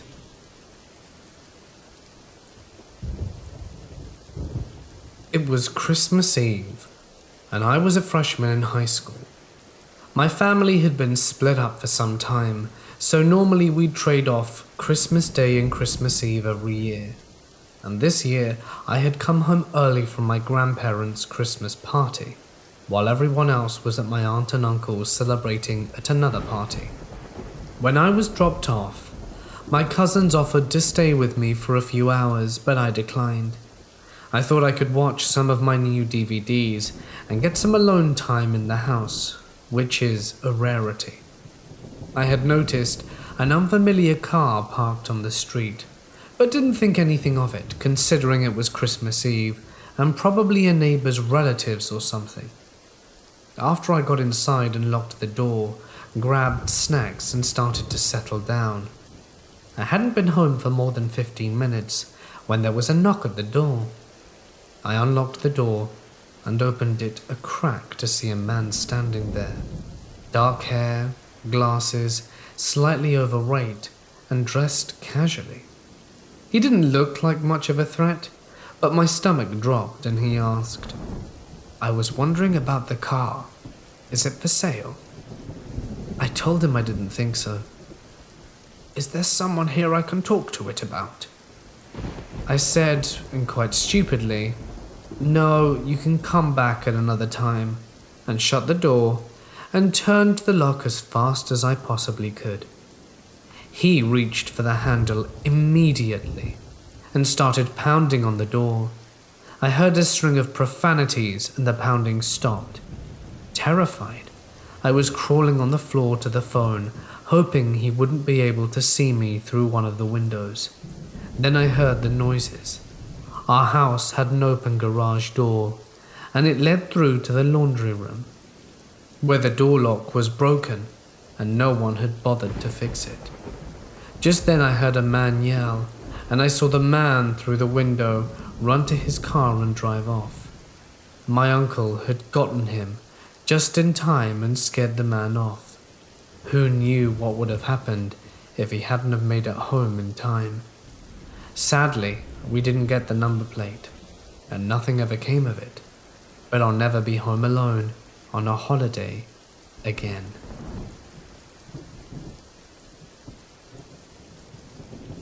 Many years ago, my mum had gotten this Grinch doll for a Christmas decoration. Nothing about it was scary on its own, it was just kind of there. The problem with this doll was that every single night I would have a nightmare. In these nightmares there would be some strange story, just like any nightmare. The point I'm trying to get across is that in none of all the nightmares I had, none of them were the same, other than the fact the Grinch doll was always in them. The worst part of this for me was he always knew I was dreaming and would talk to me like I was dreaming. Also, he was never really the antagonist in any of my dreams, but he was always there. In some cases, he would help me get out of the dreams, and sometimes he would just sit there. But get this. Whenever Christmas was over and my mum would take it down, the dreams would stop. This happened for a few Christmases. 2 years ago, I told my mum I really didn't like having it up, and she took it down as easy as that. Last Christmas, I was visiting my sister for the holiday period. At some point, I was playing with my nephew in his room when I noticed the doll on the floor. This is not strange at all, because my mother had a box that she would will with things we didn't need anymore, so she could give them away. Anyway, I remember having a dream again, and sure enough, he was there. Just the other day, my friend asked me if I believed in ghosts, and I said no. She was shocked and said, "Have you ever had a paranormal experience?" When I told her this story, she said I should ask my nephew if I can have it just to prove I'm right. How disgusting would it be if I asked for it back and he told me he got rid of it for the same reason?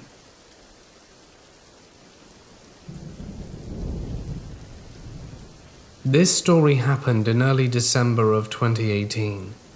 It was Christmas break, so I was back home from college and staying with my parents. I live on the second floor of my house, just above the sliding back doors. It's a fairly heavy door, so any time anyone opens it or closes it, I can hear it. Our house was built in 1940, so it creaks a lot, and sound travels through the walls pretty easily. We live in a relatively safe part of town too. The strangest people we've ever gotten are magazine solicitors, and even they stopped coming around a few years ago. We've never come anywhere close to a break-in.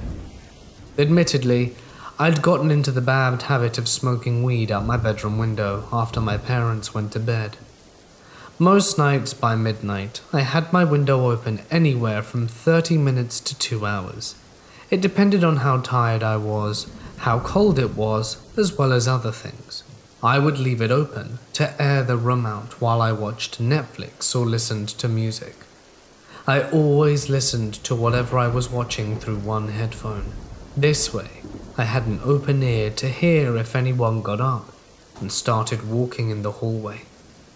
That night, I had gone through my routine and was laying in bed watching YouTube when the alarm of our house went off. It was this blaring to all hell alarm, so the entire house was up and ready to go.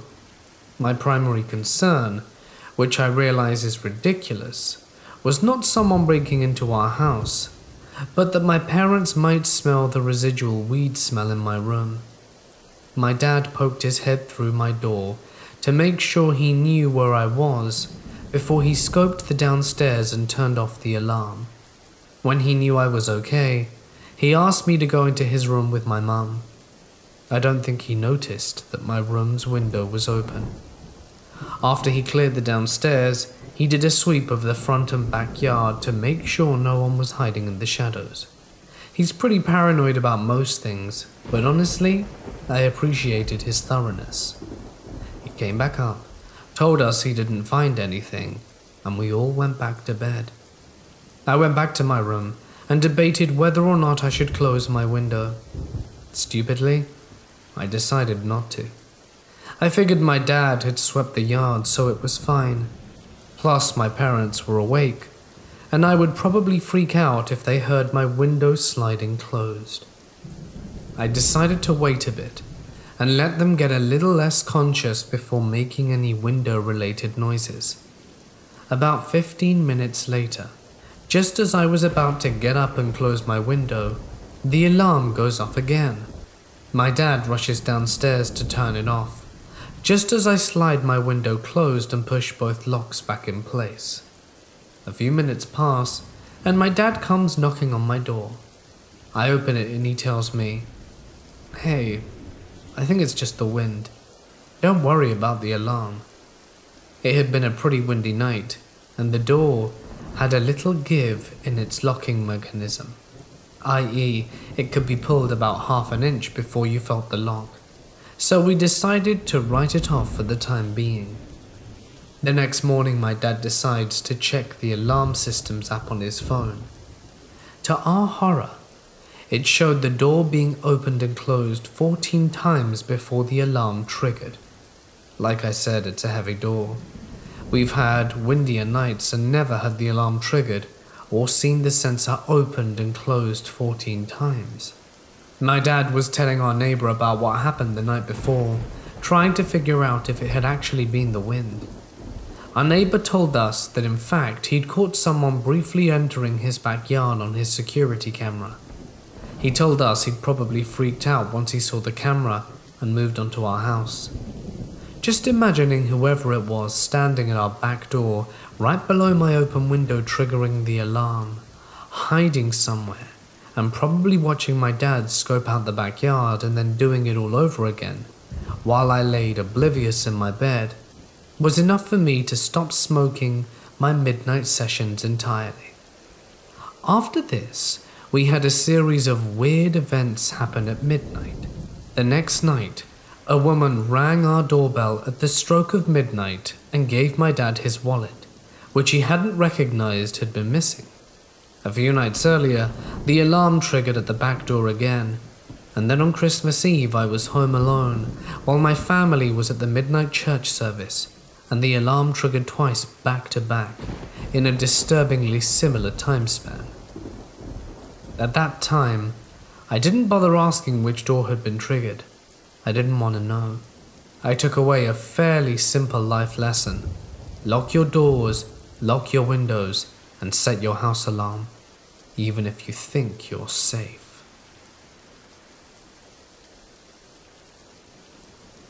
Two years ago on Christmas Eve, a friend of mine died in a car accident. His sister was driving with him to their dad's house as the parents are divorced, and his car hit an ice patch, slid, and got hit by an oncoming car. His sister was seriously injured and has since made a full recovery, but he passed away. This absolutely ruined me, and I had to go to therapy for a while. About 6 months later, I started hearing a metal chiming sort of noise when I laid in bed at night. I thought it was coming from my brother's room, which is right next to mine, because he's a swimmer and has tons of medals hung on a shelf with pegs. I thought somehow his fan or something was making them hit each other. So I went to his room, but they were totally still. Mind you, it's 1 a.m. when this happened, and he was fast asleep. This continued for months, at least 3 times a week, and always at night between 1 to 3 in the morning. I'd hear chiming, go into his room, or check around mine, and could never find out where it was coming from. I'm embarrassed to say that it was beginning to scare me. I eventually decided to buy a sage bundle and sage the house. I felt crazy doing it, and it's embarrassing to admit that I even did do it, but it totally worked. The chiming completely stopped for months and never came back. I recently told this story to a very religious and spiritual friend, and she told me that good spirits will never try to scare you, and it was possibly my friend that passed, trying to let me know that he was well. After this, I felt bad for saging the house and being scared. I decided to say something like, "Hey, I know it's you who are making the bell sounds, and I'm not scared anymore. I'd love another sign from you." And they started up again. Every now and then, when I'm laying in bed about to fall asleep, I'll hear a few isolated chimes, then gentle and sound like a quiet bell. I always smile and feel at peace, and I love hearing it. Ghosts and spirits are often portrayed as bad and scary things, but I don't feel that way. It's honestly helped me heal a lot from his loss. I know I sound like a nut job, but I truly believe it's his spirit, letting me know that it's all right. When I was in high school, I wasn't a very hard-working student. I wasn't a troublemaker, but I was an incredibly lazy girl, working just the minimum so that my parents wouldn't get angry. I've always had some kind of easiness regarding schoolwork. I never knew what it truly meant to make an effort, so I spent all my classes drawing or copying books without many consequences. My junior year of maths, my teacher, who was seen as everyone as uptight but very caring, was pretty upset about this, as were many of my previous teachers. He wanted me to work harder. I wasn't bad at maths. I was around a grade B, but sometimes my grades would dip. During my parent-teacher meetings, he told my mum that I was wasting my capacities and that it was infuriating how lazy I was. My mum then replied that she agreed with him and that she wouldn't blame him for pushing me harder and for pushing me if it meant making me work harder. And from that day on, he did exactly what she said. In every maths class, I would always be the first person to be questioned. He would also make sure that during the tests, he'd push me and say, "You can do it, Elisa." It made me feel quite uncomfortable, because at that age no one wants to be the center of anyone's attention. My classmates started to realize that my maths teacher was a little too obsessed with me, and teasing me a lot about this. The last class before Christmas break, the maths teacher threw a little surprise Christmas party. It was very nice, him giving us chocolates and mock champagne. We had a lot of fun. And during the party, he poured me another glass of mock champagne, telling me that I deserved it because I was doing better. And it was true. Because of all the attention, I was forced to work harder, so my grades were being pushed to about an A. I accepted, but didn't drink it entirely, as I have diabetes and had already had way too much chocolate. But during the next class, I was feeling quite ill, almost faint, and finished my last day of school before Christmas in the nurse's office. At that time, I wouldn't even think it was because of the alcohol-free champagne. I thought it was due to my diabetes, that I indeed did have too much chocolate, even if it didn't look like my usual crisis. A few weeks later, my class threw some kind of charity event. It was a class project and we were very proud. In my country, we don't have proms, so it was our occasion to wear formal clothes and dance together at school. The maths teacher was invited and was helping some of the boys to tend the bar. He served me an alcohol-free cocktail, but before I could drink it, a classmate of mine called Flora poured some vodka into it, even though it was forbidden to bring alcohol to school. I was mad. Because of my diabetes, I couldn't drink alcohol, so I told her that she could just throw the cocktail away. At the time, I thought she did, but when I think about it, I wonder if she chose to not waste the alcohol and opted to drink it herself instead. The event ended pretty badly because of the alcohol Flora had bought. Some guys were very drunk and they started breaking things, and Flora passed out because of the alcohol she had. The event ended. Flora had been admitted to hospital and was in a coma. It was pretty severe, and we spent the next day at school being lectured. Flora actually got expelled from school and never went again. I was very upset with her. Because of her, every event would now be forbidden, and our projects were a failure. We gave a very bad image to the association that we were raising funds for, so I kind of ghosted her and never asked her if she was doing any better. I feel bad about it now, but at the time I was immature. But because of that, I'll never know if she was ill because of the alcohol or because of my cocktail. A few weeks later, I failed a maths test. It had been a long time since I'd failed a maths test, and my maths teacher was angry. He yelled at me in front of everyone, saying how much of a disappointment I was and that I was hopeless, that I would just end up living in a cardboard box under a bridge. Something was off, I was feeling it. He had a very weird look in his eye. It chilled me, and I couldn't help it, and I started crying. He calmed down a bit and said he would give me an hour of detention during which I would copy my lesson. I was a bit surprised because normally detention is for bad behavior, not for bad grades. But I was a little relieved because it was a small punishment. My parents would never know. I lived quite far from high school, and there were buses only every hour. And because of that, even if I finished a class at 4, I could never be home before 5. And when I'd gotten detention between 4 and 5, my parents would never know. But then when he officially gave me the detention hour, he said that he wanted to be personally present during it, and that the only possible hour was 5 p.m. to 6 p.m. I was nervous as I knew that meant I'd have to tell my parents, and they'd know everything. As I said earlier, I wasn't a troublemaker, so I first planned to go to detention. But during the day, my friend and I spoke about it, and I was feeling more rebellious. So I decided not to tell my parents that I was in detention, and that one of my friends would pick me up at 6 and drive me home. At 5 p.m. when heading towards the detention room, I was angry, mumbling that it wasn't fair to be in detention because of one bad grade. And when I arrived, I realized I was the only one waiting. I then realized that I would be the only student there, alone with that maths teacher who was a little obsessive, and it was getting dark. It was late winter, and it was a big note for me. And when I saw him coming, I panicked and said, "Sorry, I have an emergency, I have to go now. I'll email the school for rescheduling the detention," and ran off. He started to yell at him and said that I had to obey him and go to detention and that he would call my parents. But I didn't care. I knew something was up. I sprinted towards the bus stop and caught my bus and made it home.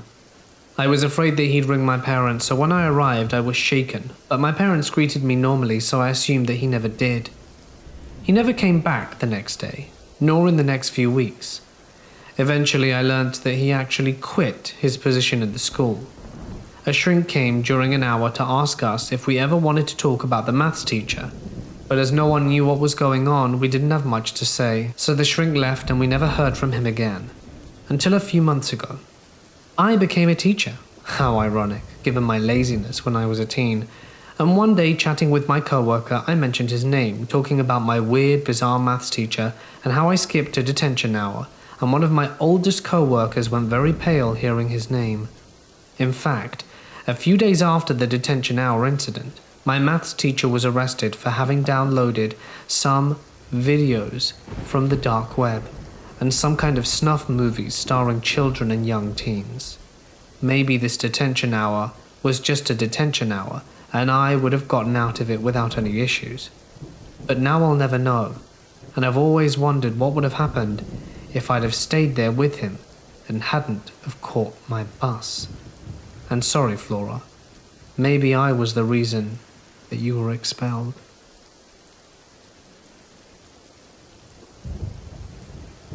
It's Christmas Eve 1990, and as a tradition, I always slept in my brother's room, because the door to the attic was in my room. Excited to see what Santa had brought me, I quickly went to sleep. In the middle of the night, the sounds of the closet door in my brother's room opening woke me up, and as I opened my eyes, there stood a tall man dressed in dark-colored clothes, just walking past me. Though I should have been scared out my mind, I wasn't, and I felt at ease and comfortable, like I knew him, though this was the only time I had ever seen him, as he passed through the door leading out of my brother's room and onto the upstairs landing that connected our two rooms and a bathroom. I jumped up to follow him, but as I got to the landing, he was no longer there.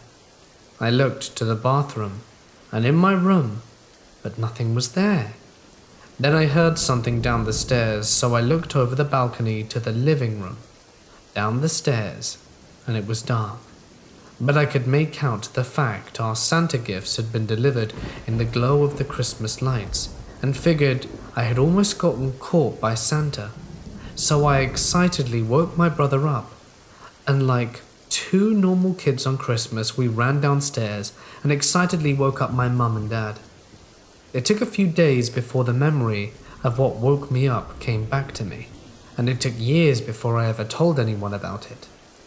One day, me and my mum just happened to be talking about ghosts and things like that, when I told her the story of that Christmas Eve in 1990.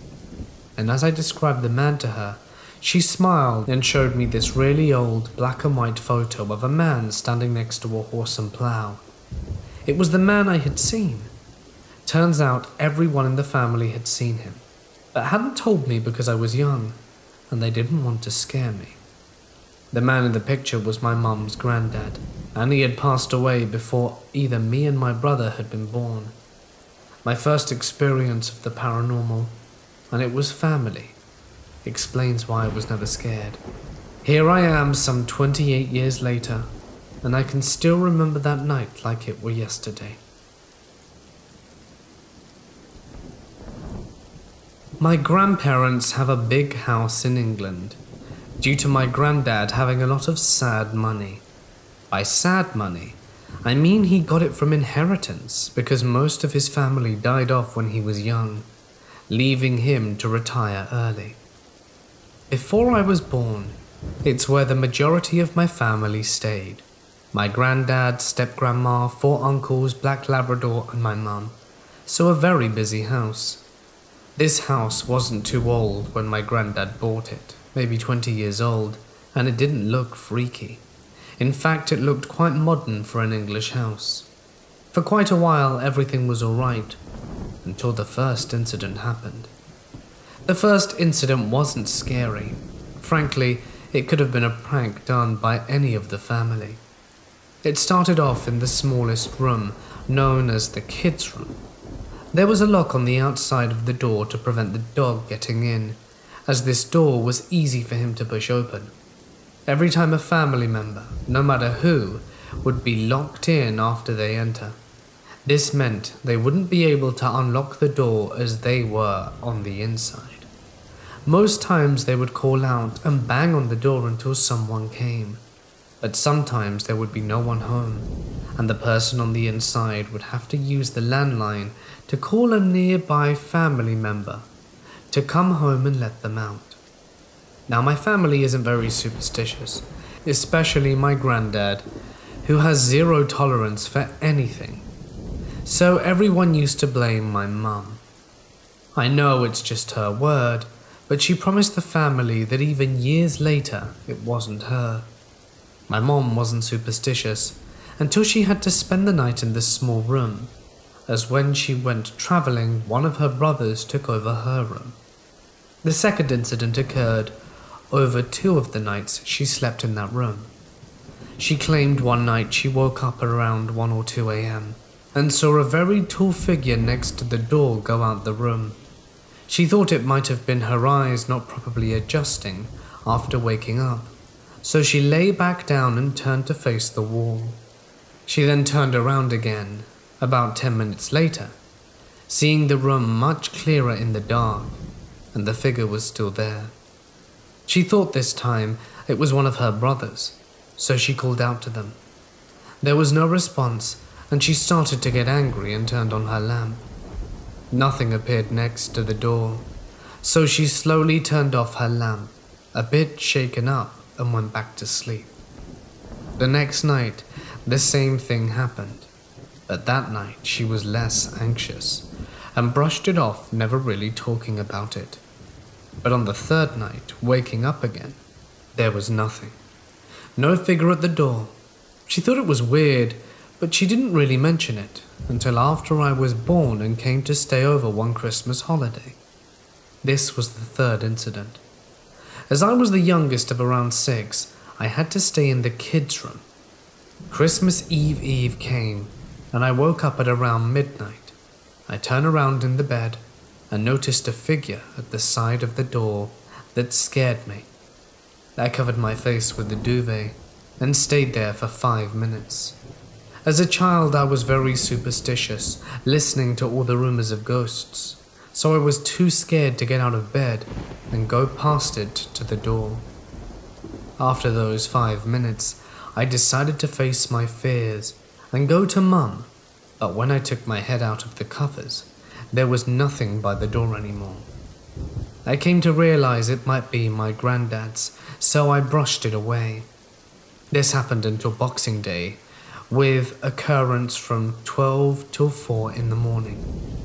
It became a routine to me and never thought to bring it up with my mum until this year. It was the summer holidays, and I was spending the holidays at home, which is only 10 minutes away from my granddad's house, as I moved about 4 years ago. I decided to visit my cousins who were all staying at my granddad's, and when I got there, my youngest cousin of age 6 came running up to me and said, "Why is there always a man standing by the door at night?" This sent chills running down my spine, and then I began to talk to my mum about it, who then talked to my family. We all ended up having weird experiences in the small room, and ever since have all called it the naughty kids room, to scare the boys, saying if they're bad, they'll have to go into that room at night, and will make the strange man come out. Let's just say my cousins are well behaved now. This story took place only just last week before Christmas, when me and my friends decided to go out for a few drinks. It was a usual night, but busier than normal, but a great atmosphere. We went to the usual bar we go to that does special craft beers that we love. While in there, my other college friend was there that I hadn't seen in a while, and he was catching up with them. He suggested that we go to this new bar across the street. We finished our drinks and went across to this new place, and it was amazing. The place was jam-packed and had a great welcoming atmosphere. We managed to get a table, and when we ordered, I had to use the bathroom. While walking to the bathroom, I passed this black-haired girl who seen me and said hi while checking me out. I said hi back and proceeded to go to the bathroom. I returned when my college friend said, "I have to go." We said our goodbyes and finished our drinks, and my other friend suggested we go to this late-night bar, and we left. Getting in, the place was quieter than usual. It was mainly couples, but we stayed and ordered drinks, and a few hours passed when these 3 girls came in and were at the bar ordering. They were very drunk. And who was with them? The black-haired girl. She saw me, smiled at me, and I smiled back. About 10 minutes later, she came over to my table and said my name. I just looked at her and looked at my friends, which also looked puzzled. What scared me the most was what she said next. She told me my address, hometown, who I was, and all my family. Puzzled, I asked her, did she know me through one of my relations? And she said, "No, I just know you." I'd never seen her in my whole life, just in the other bar earlier. She started talking to my friend, and then I saw her other friend look in horror and walked over and grabbed the black-haired girl away from us. We just looked at each other stunned, confused as to what happened. We decided to go out to the smoking area. While walking to the table, I passed this small blonde woman who called me by my name. I said hi to her, and puzzled, I looked back in the direction where she was, and the girl she was next to said, "You called him by his name." They swiftly left. We soon left and nothing crazy happened since. Nearly everywhere I go, people always come up to me and talk to me. I seem to have a friendly face, but I have my few shares of creepy encounters.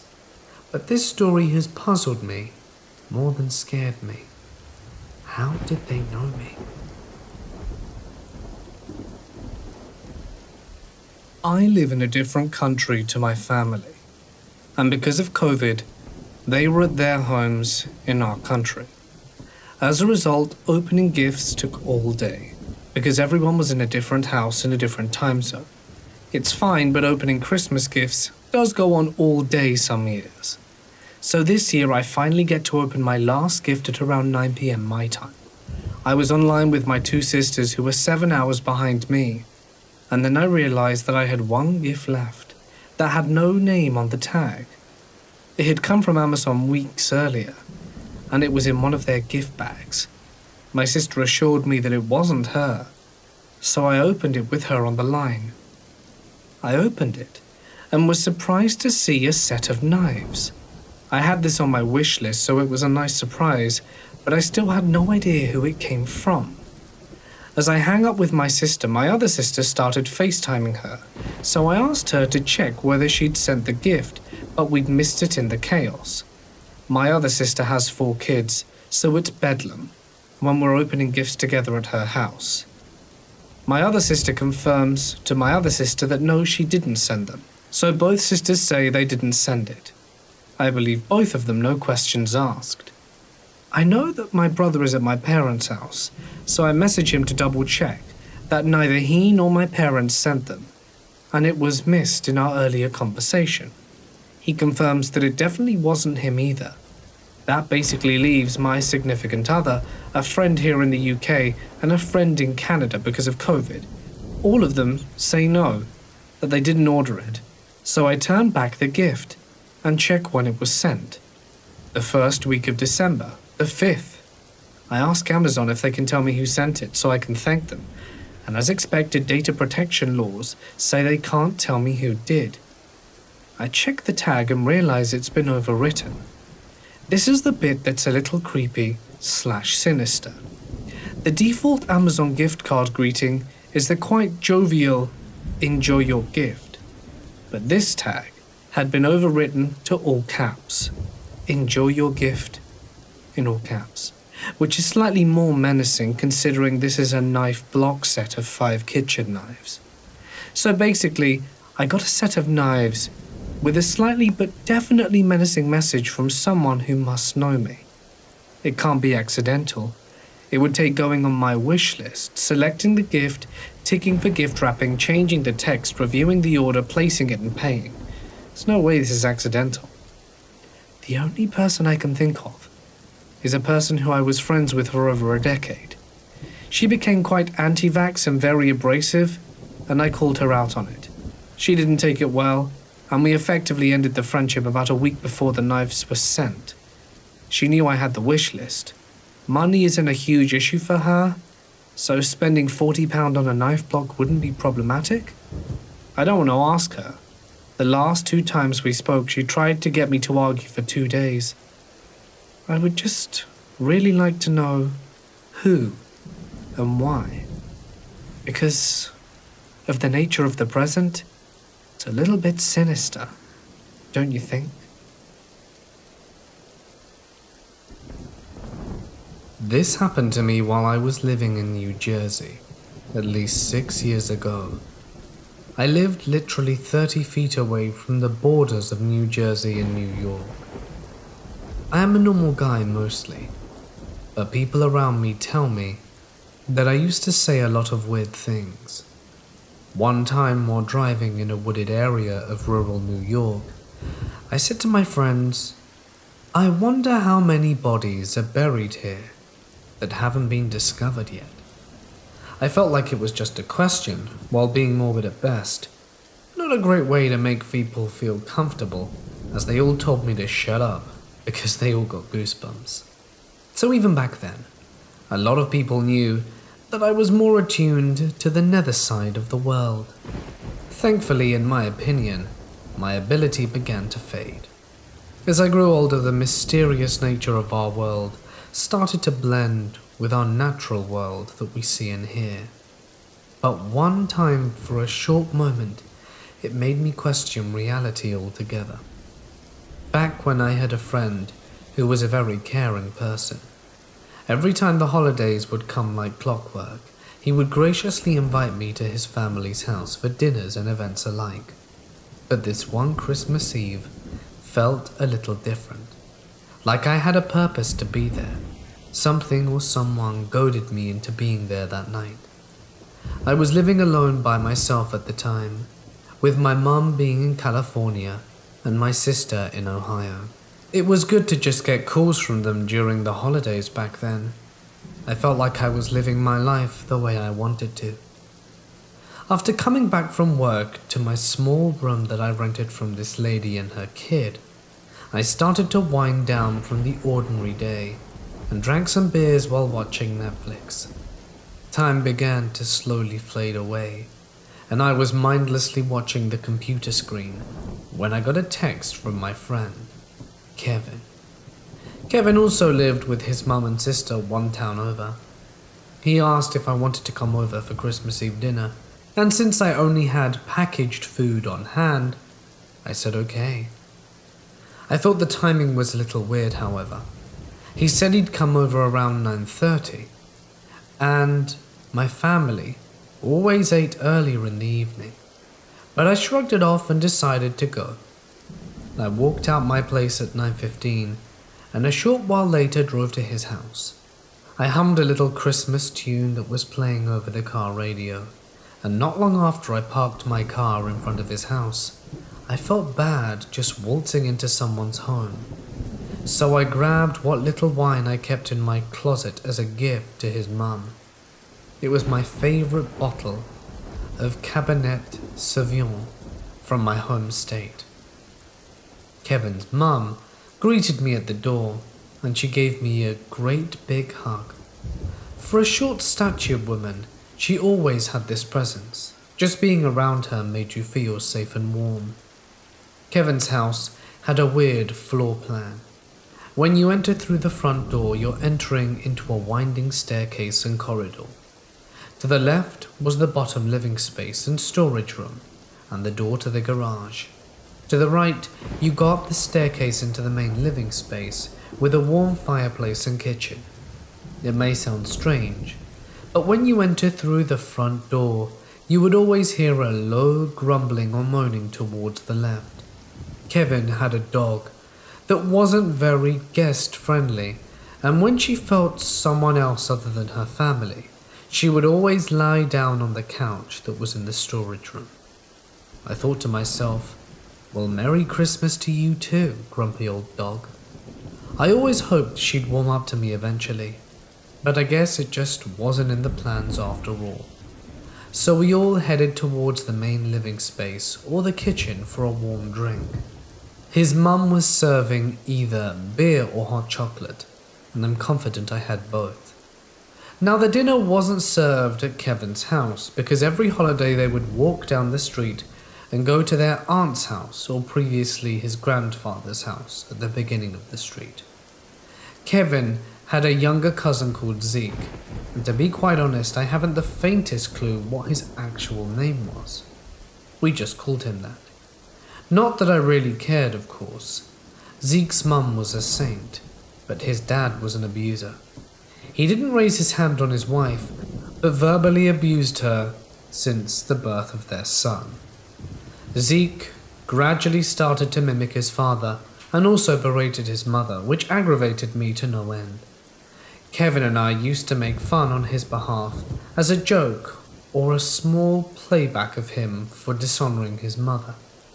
Zeke's mum was a great cook, and she also made lots of money as a major company accountant. I feel like her husband was always jealous about that. That nasty fat ass of a man. So her food was incredibly satisfying, and she cared for me like she was my own aunt. Anyway, after dinner, Zeke's mum and Kevin's family walked back to Kevin's house for a warm refreshment. I had hoped it was just a warm refreshment, but something curious was about to unravel. At the house, it was close to 11:30 now. and I began thinking it was time to head back. But Kevin actually told me I could stay a little longer. At the time, I thought, why not? It's not like anyone was waiting for me at my room. After grabbing warm refreshments, we all sat in the upper living space. There was Kevin's mum, Kevin's sister, and her friend, Kevin's uncle, not the fat guy, and Kevin's other cousin, in a perfect circle. It looked planned. Now, right before the actual thing happened, Kevin's mum explained to me that they all sat together on Christmas Eve to think about all the people they cared about who have passed and hoped that their spirits would join them on the holy night. She pretty much told me that nothing really ever happens, but they feel the warmness in the air and wish for a happy new year. Now, this would have been just fine, but among them was a conduit to the other side. Yep, they had a specific reason they asked me to come to dinner. I'm still always thankful for their care while I lived by myself in those days, but that night was something completely different. I was about to find out exactly what, in an unimaginable way. So as the clock was ticking, I began to feel woozy, like something in the air or atmosphere was beginning to change. Not exactly bad, but not really saintly either. I began to hear someone trying to clear out their throat in a corner between me and Kevin's sister.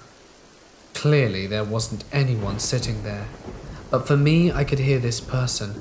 It sounded like she was trying to cough, but nothing came out, or perhaps she was clearing her throat. I told Kevin's mum that there was someone next to me that was doing that, and her eyes became widened for a second, and she said Aunt Ruth was here with us. I asked Kevin who Aunt Ruth was, and he started to tell me he had a great aunt who passed at least a decade ago from throat cancer. She had one of these holes in her throat, just so she could breathe. I think it's called a stoma. And I began to sweat in my palms exactly when he finished telling me the story. Everyone was sounding ecstatic, except for me. I only felt dread. Then at the corner of my eye, I saw a small shadow darting from Kevin's mum's room. I started to sigh constantly and said to Kevin I was glad to see his other dog, Barney. I always had a love-hate relationship with Barney, because unfortunately while trying to pat his head, I accidentally poked him in the eye once. But Kevin sat next to me rigidly, looking as if he were in shock, and said to me that it couldn't be. I suddenly started to feel another pang of dread in my stomach, as Kevin told me that Barney passed away in the summer. I said it couldn't be, because I'd just seen his shadow as he ran towards his mum. Then Kevin wildly reported to everyone what I'd just seen.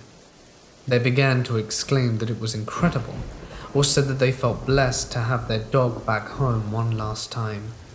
But I sat in my chair and started to feel sick, shaking a little and just trying to process what was going on. That feeling of sickness only lasted for a second. Suddenly, out of nowhere in my eyesight, the one spot between Kevin and his mum began to shine. It was so bright I couldn't make out what it was, but I felt a very warm sensation, and it felt like someone was sitting there.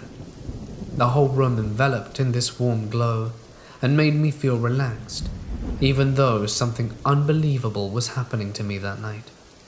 I felt like St. Nicholas or the Holy Spirit was in front of me, but this being began to speak through me.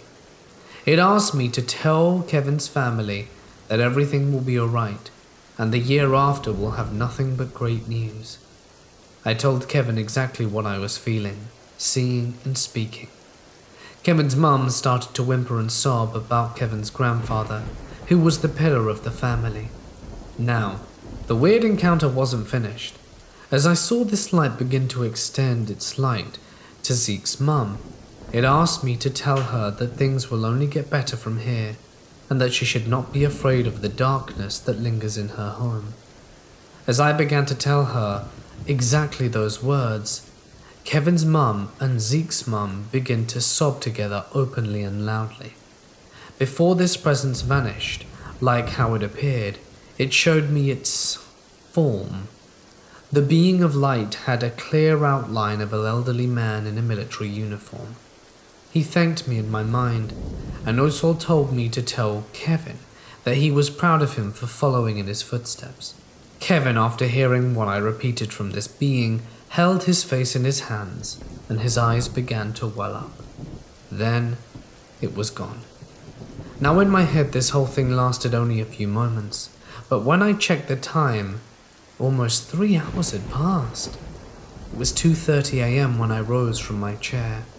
All the family members either gave me hugs or pats on the back, but to me it wasn't exactly something easy to swallow. It was either something amazing or terrifying. I can't really wrap my head around it. Should I feel like I was used, or was I a gatekeeper to the other side?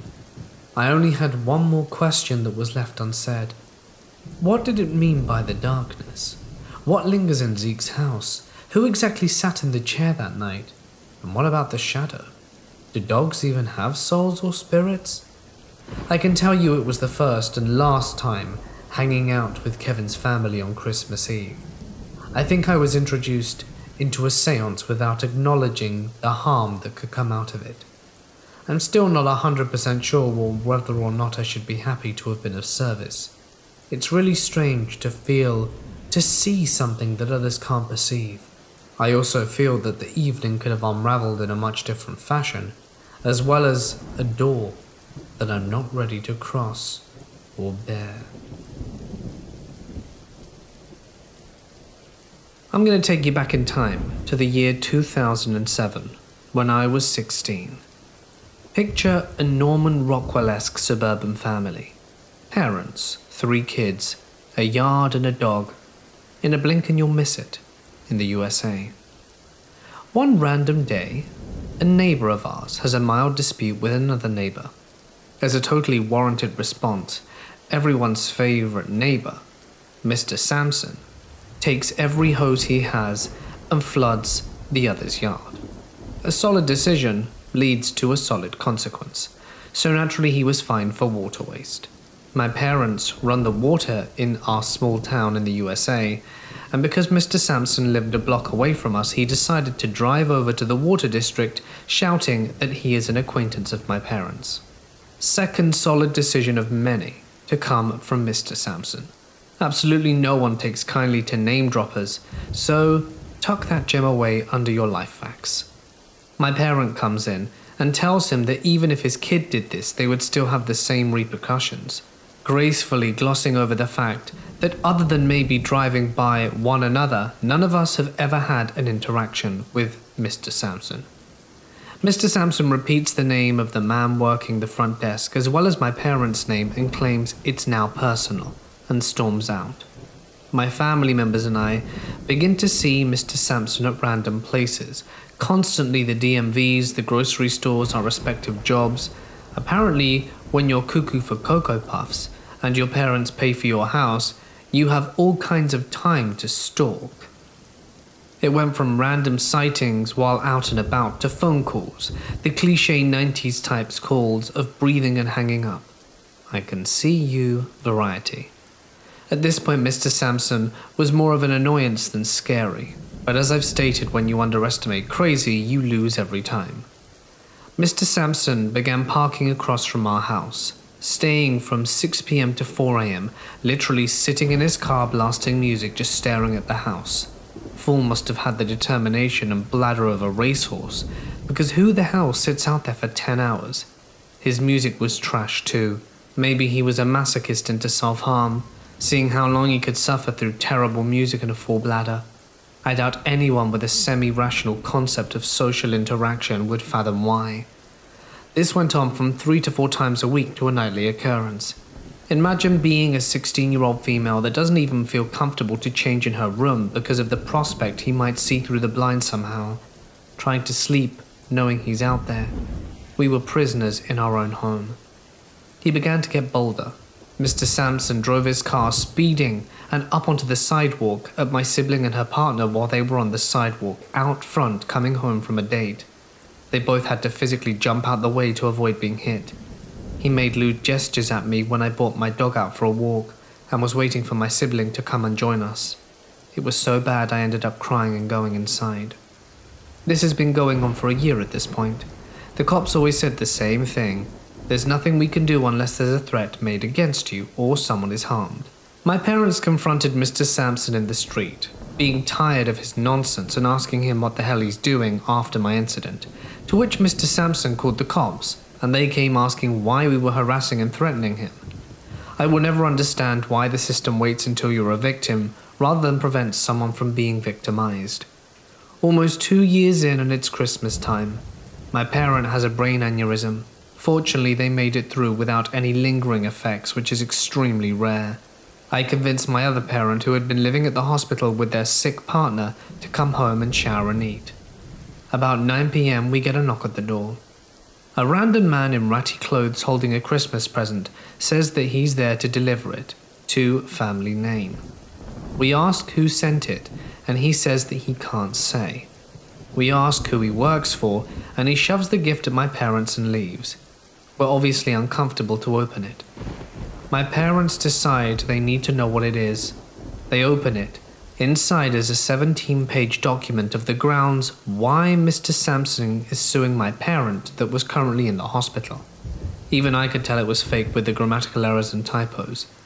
Mr. Sampson took the time to sit and type this up himself, thinking it would scare us. The document and fake detail he put in did not. The fact that this 40-something-year-old man was so fixated on our family that he sat and typed 17 pages of fake documents did scare us. Things progressed, and Mr. Sampson began pacing in front of his car and pretending to have a phone call, where he talked about punching my parents down the stairs or knowing where the kids went to school and worked and how easy it would be to access us at any time. At the time, I worked a closing shift that let off about 1 a.m. He would be parked next to my car and follow me home.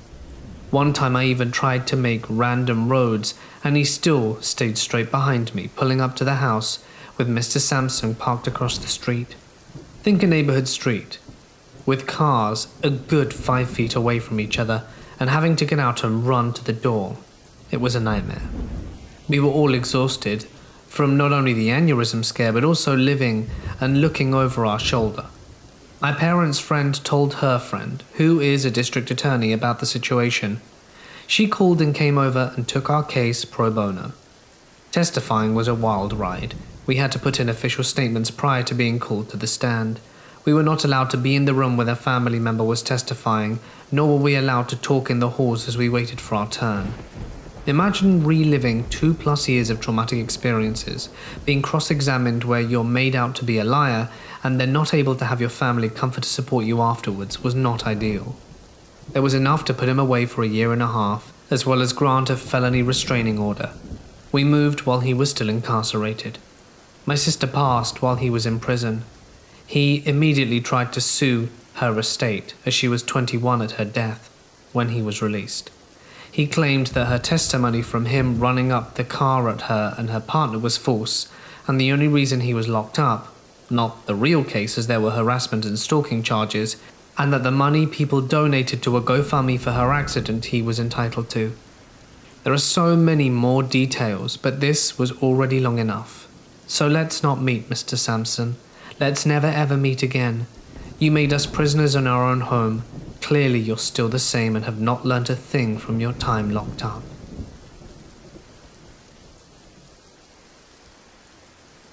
This was roughly a decade and some change ago. I was in 6th grade and was home alone because of Christmas break and divorced parents. I lived in one of the bigger towns of Alaska and lived in a middle-class neighborhood. Houses spaced pretty far apart, with very long driveways down each, but the next-door neighbors knew us well enough to know if something didn't look right. It was around 4 p.m, I believe, and my mum was off working early, but stopped to get some groceries. Kind of a gift in itself to not go shopping. I hadn't grown out of my back problems yet, and couldn't stand walking around for over an hour. Anyway, I was in my room watching a movie with Jackie Chan, Around the World in 80 Days, when I heard a knock on the door. I didn't answer, thinking whoever it would just be asking for my mum and dad about solar panels or something. But when I heard it getting louder and louder, and around the third time it got louder, I started to get scared. I was always told to call the cops if people would act suspicious, but I guess I was too terrified in that moment. Being in pajamas and enjoying my favorite movie at the time, I just didn't feel like it.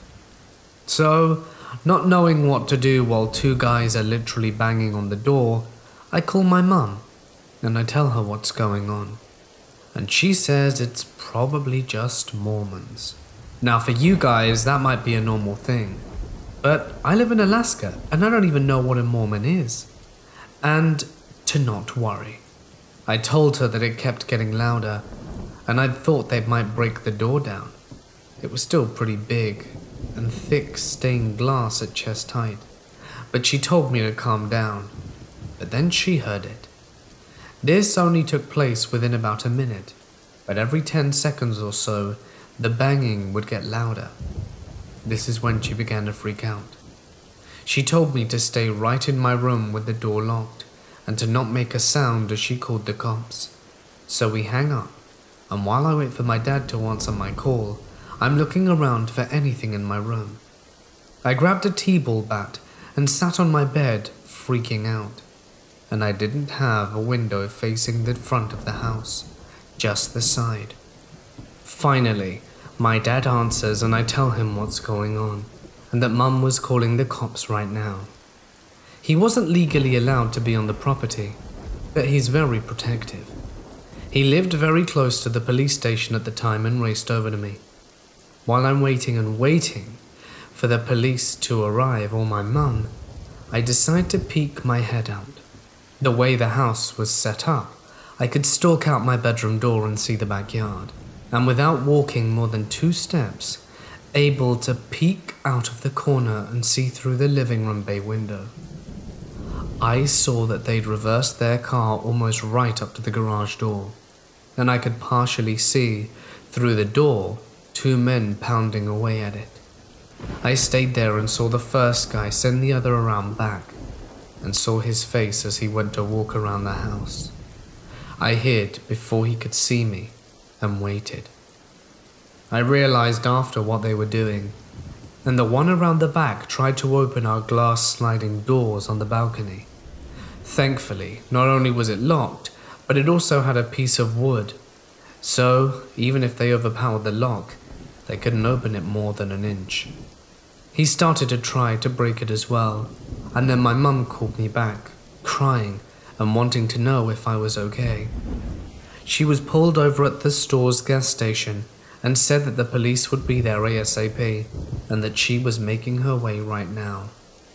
After about a minute of them both trying the front and back door, they regrouped back near the front door, and I was really tired of them making me feel scared. So I walked out of my room to the front door, yelling at them in a tank top and shorts, holding a bat. They didn't hear me until I was right at the door and spooked them. They ran to their car to drive away, and only when they got into the car did I open the door to keep yelling at them. I forgot what I was yelling, but they drove off. My mum got home a few minutes after and held me until my dad came, and I went out to his truck and showed him I was alright and told him how I scared them off. He hugged me, gave me a kiss, and left before him and my mum could fight over him being there. Thankfully, she didn't care at all, and she kept talking to me about the men until the cops came half an hour later. He didn't seem interested in talking to me until I told him that I could easily tell him the face of the guy at the front door, and a little of the other guy as well. He said he suspected that they were a group that had been breaking in the past 2 weeks, stealing Christmas presents and other stuff. They were found a few weeks later and were linked to over 10 burglaries. The same night they tried to break in, I had my best friend come over, and we sat up all night with my bat and his. This is actually my mum's story, and will be told from her personal account. It was early December of 2005. My brother Alex and his wife's fourth child had just started first grade, so with her having full days off school, they had more time to pick up some extra hours and try and get ready for Christmas. All he could find at the time is work with companies, where he would drive a work truck to different counties in our state, making deliveries between businesses that weren't worth getting a big semi-truck for. After the big snowstorm we had in '99 that trapped us at home for weeks, none of us liked the idea of him being on the road. But you know, your uncle. He couldn't stand the idea of having nothing under the tree on Christmas. I didn't even want to go with him. When he asked me, I had the worst feeling about it, but the weather channels all said the storm wouldn't last, and I was the only one of us that had a cell phone, so I couldn't just let him go out there alone. If something happened and he froze to death because he couldn't call for help, I don't know if I would be able to live with myself. So I dropped off my son at my aunt's house and told his father that I'd be back in a few days. That was it. That was the start of it all. A route he'd done 100 times up to that point. But the Weather Channel was wrong. By the time we were nearing the Vermont border, all of those mountains came up. Every single one of them didn't have a speck of color on them, and everything around us was white. There were points where all we could do was follow the tire tracks on the road from vehicles in front of us and hope they didn't go off the road for us to follow. We were starting to lose the light by the time we were closing in on Burlington, Vermont, and we figured that would be as good a place as any to spend the night. I hate cities, but driving those roads in the dark wasn't an option. We only had to travel through the back way to Montpelier, and then it was smooth sailing on the interstate right into Burlington. In the morning, we could reassess our route and cut through to New Hampshire, and from there towards the city. I remember we filled up at a gas station, and it was so cold that when we brought our coffees to the van, it didn't even burn our mouths to drink it. Nothing but ice out there, but we were sure we could make it to the interstate, and then the roads would be clear. So we kept going, even though we felt off about it. We were talking about what we were getting the kids for Christmas, and where we'd be getting together to have Christmas dinner that year, when we hit the mountain. I said to him, "We should turn around and go back. This isn't safe." For a minute I thought he'd listen, but then he shifted the gear on the van and said, "Go back to what?" He was right. We hadn't seen anything since we got our coffees, and they were stone cold by then. It was actually okay for a while. We were following another car stuck behind a plow, so the safest place to be at that time was there, or so we thought. This next part is a bit hazy for me. We saw the snowplow jerk towards the edge of the mountainside, and we were so afraid of him going through the bars and off the side of the mountain. I didn't even consider what he was jerking away until I heard Alex yell. I was watching the snowplow try to right itself and keep itself on the road, and I didn't even have time to look out the windshield to see what he was yelling about before the car in front of us hit us. When everything stopped moving, my coffee was everywhere, all over me, the windshield, my phone, everything. My chest was on fire, and my legs felt like they'd been hit by a car. I checked my phone, first thing, but no good. It was gone. So much for calling for help. The next thing I checked was my brother. His mouth was bleeding and his eyes were closed, but when I said his name and shook him, he groaned. So at least I knew he was alive. All I could see in front of us was ice and rock. So I had no idea what the other drivers' states were, but I had to get a phone to get help. So I told him to stay put and left the car. Of course, he didn't listen to me because he never does, so before I could even register what I was looking at, he was behind me calling my name and telling me not to leave him. In front of us was this large work truck, and flat as a pancake right in front of it was the car in front of us. I couldn't move. They had to be dead. No one could have survived that. But Alex ran the best he could, holding his chest and stumbling around the car to pry open the passenger door to the truck. I finally got out of my daze when he told me to stay away from the truck, and my heart sank. Was everyone dead? Were we the only ones who survived? That day I realized that hell wasn't a place. Being all alone on that mountain surrounded by metal, rocks, freezing winter cold, ice and dead bodies, with no way to get help for miles from anyone or anything. That was the worst feeling I've ever experienced. There was another vehicle that wasn't there though, someone who might be alive. The snowplow was gone. There was a big dent in the guardrail and we couldn't see him. So he left us to go get help. What else could we think? No one that's not pure evil could see what we saw and not stay to help, unless they knew they needed to get the police. I was about to mention the snowplow when he finally got the door open, only to find himself up to his ankles in trash. He didn't hesitate though. He was going for the radio and climbed onto the truck where I couldn't see him. I panicked. Even him just being out of sight, I couldn't stand being alone up there, so I ran to the truck despite knowing what I'd find, but I had to stop before I got to the door. I smelled it. It was like a brewery mixed with pennies. I know that smell. Enough alcoholics are in our family to know it. Alex cursed and tumbled back out the truck, and I went to help him, trying to ignore the fresh blood on his clothes and the even stronger smell of alcohol and blood filling my nose coming from the now open door. Radio's dead. The thing won't even start. He snarled, gripping his chest again. I started to tell him my thoughts on the plow when we heard a horrible scream that made both of us flinch from the panic behind it.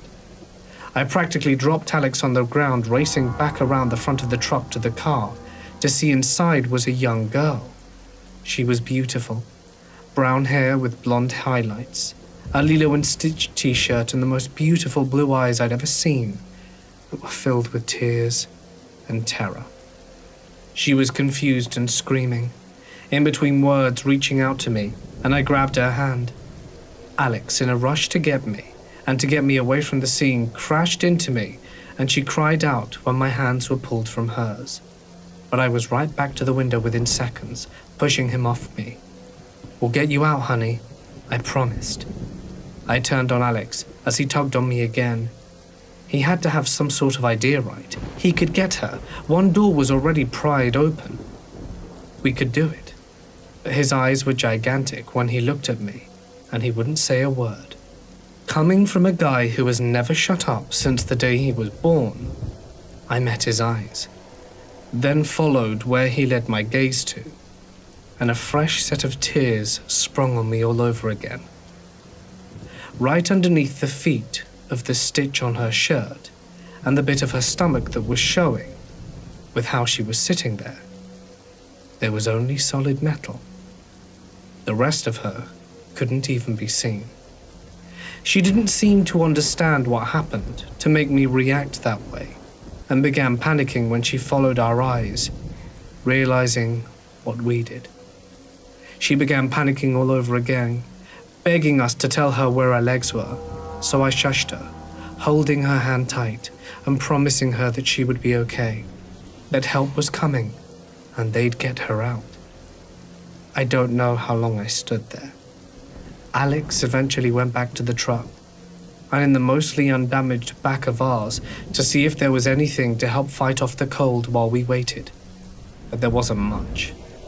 He even searched the area around the trash that fell out of the drunk man's trunk, but no luck there either. I gave her my jacket.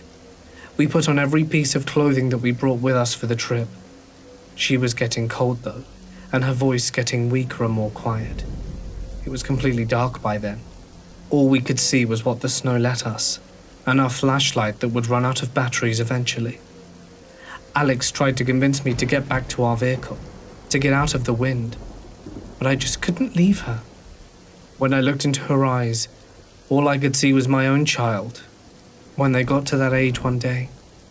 She wasn't even 20 yet, trying to get home for Christmas. She told me about her family, about her college, and her life up to that point, and her arsehole boyfriend that was supposed to come but cancelled at the last minute to spend the holiday with his friends instead. She decided before that end that it was a good thing though. She said that he was a good man and that he didn't deserve to die like this too. She was much more calm by this point, not even acknowledging the fact that she was practically in half. I think deep down, she knew she wasn't going home and needed someone to listen to her as she tried to make sense of how this could be how her life came to an end. She kept mentioning how cold it was, but as soon as Alex noticed me removing my layers of clothing to give to her, he scolded me, demanding that I keep as bundled up as possible. He told me that she was already dead, and we're the ones who needed the warmth, not her. I knew he was right, but I cursed him anyway, shoving him away from her. Even if she too knew he was right, he didn't need to say that in front of her. She had even grown quiet after some time, each of us giving other assurances that everything would be okay, instead of the conversation of before. By the time I was struggling against the cold, even with Alex hugging me trying to keep the wind off his back and from me, when we heard the sirens in the distance. My brother and I looked at each other and, without even saying anything or showing any emotions, he staggered and limped as fast as he could towards them, holding the flashlight over his head and waving it. He couldn't yell, without devolving into coughs and spitting up more blood, but gritting his teeth against the pain, hand on his chest. He waved the light all over the road towards the sirens, eventually seeing the lights of police, firefighters and ambulances. I told her that they were coming, and that they would help her, and that this was all over, but she didn't react. She gave me a sad smile, and it broke my heart into a million pieces. I knew that she knew by then that she wasn't going to make it, but seeing the acceptance mixed in with the fear on her face, and hearing how thankful she was that I was with her, and how lucky my daughter was to have me in her life, was more than I could take. I let go of her hand, and did what my brother couldn't. I stood and jumped, waving the flashlight over my head, screaming that we needed an ambulance over here, and that she needed help. They listened, and rushed over as fast as they could, but Alex was right. There was no helping her. She got to call her mother one last time on the EMT's phone, and tell her she loved her, along with some other messages to her other family. Then, they tried to get her out, and that was that. They took me away into the ambulance after they ensured her pulse had stopped. She was dead. The drunk guy was dead. My brother could be dying for all I knew, and none of it felt real. My brother and I were allowed to ride in an ambulance together. It was against protocol, but given what we had just went through and how devastated I was, they allowed it. I think Alex would have attacked them if they tried to separate him from me at that point. Regardless, he wasn't letting me out of his sight until we were in a building with heat and off that mountain. Once we got to the hospital, they took him away, and I was alone. I called my husband and told him where I was and the gist of what happened, and then I called my sister-in-law and told her even less of what happened, and that I would call her the second I heard anything about Alex, and that she had to wake my child up, since it was almost 3 a.m, but I had to hear their voice. Now it's 2021, and when it's cold outside, my skin burns as if it's being stabbed by heated needles. Alex had so much blood in his lung by the time they came that he still has problems with breathing. We both had broken ribs that healed, and the surgery I had to get later on with my legs went fine. It's 2021, and we're alive. We got to come home and have Christmas, and all the Christmases since. And I saw you grow up, to be the age of that poor girl and then surpass her. I never went to her funeral or met her family. I've always regretted that. These days I don't even remember her voice, her family's names. I don't remember what school she went to or where exactly her boyfriend went for Christmas instead of going home with her. I don't remember how her hands felt, or the smell of her shampoo in her hair. Hell, most of the time it doesn't even feel like she was a real person, like it was just a horrible dream or something that happened to someone else. But that smile she gave me at the end, how she knew it was all over, but was too scared to actually say it. How one of her last acts was to reassure me that she knew she was going to die, and how it was going to all be okay. Just like that, I will never forget.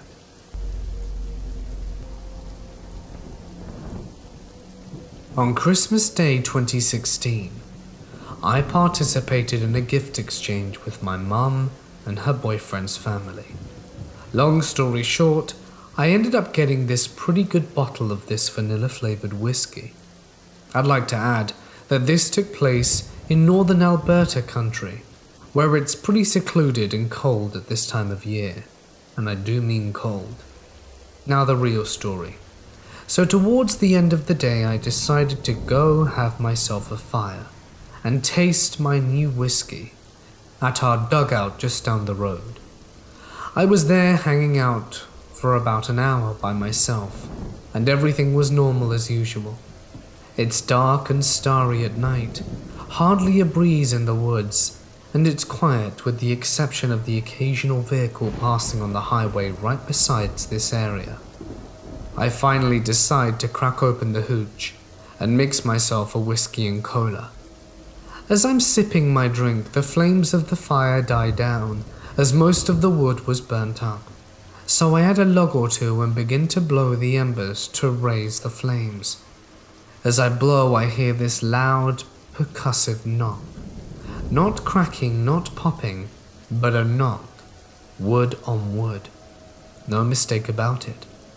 I estimate the sound to be roughly within 20 yards. It was crystal clear and loud. My heart is beating 1,000,000 miles an hour. My grip tightens around my utility shovel, the only protection I have, and I remain as still as possible with my head facing the blackness of the woods where I heard the knock. I have no flashlight to shine in the area, aside from my iPhone light, which was useless. I wait for whoever or whatever it was to make a move.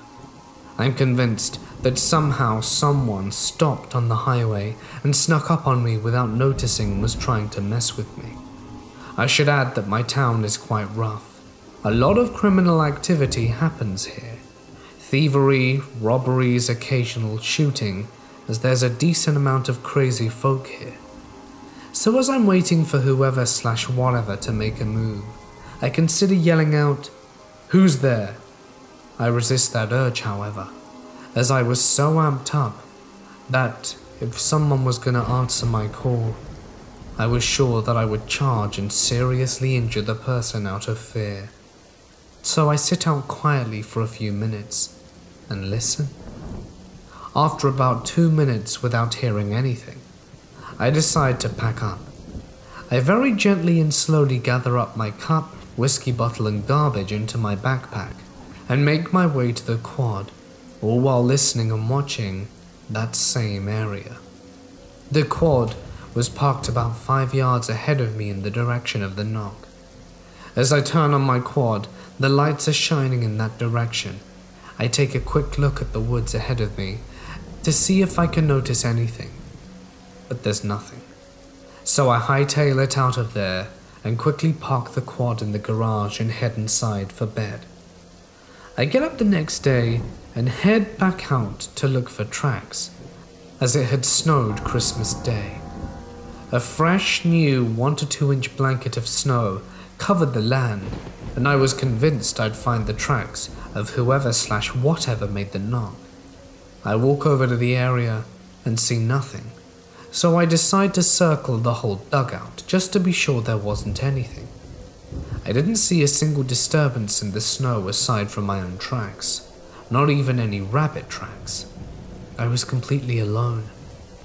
I had tried to come up with an explanation, but none make any sense to me, except for one, a person. No footprints, as I would have heard crunching in the snow trying to sneak up. 2, an animal, but there are no tracks. What animal can grab a piece of wood and nod? Could it have been threesing, foring, a big branch falling, a Sasquatch, a spirit? All these possibilities raced through my mind. When my mind reflected on the spirit option, could it have been my dog or my grandmother telling me to go home right now? As if I'd have stayed out there, I wouldn't have made it home alive. Although I didn't plan on getting drunk, I am a lightweight, and the possibility of me getting drunk and nodding off was a serious possibility. This is also the first time I've ever drank in the woods. I've been out at night a million times before. I never had anything like this happen until I brought booze out. I'd like to finish this story by informing you all that I lost a friend about a year after this incident, due to drinking and freezing to death. I can't help but think of some wild, crazy theories that was him from the future. I'm sure he'd laugh at that theory. I certainly miss that guy.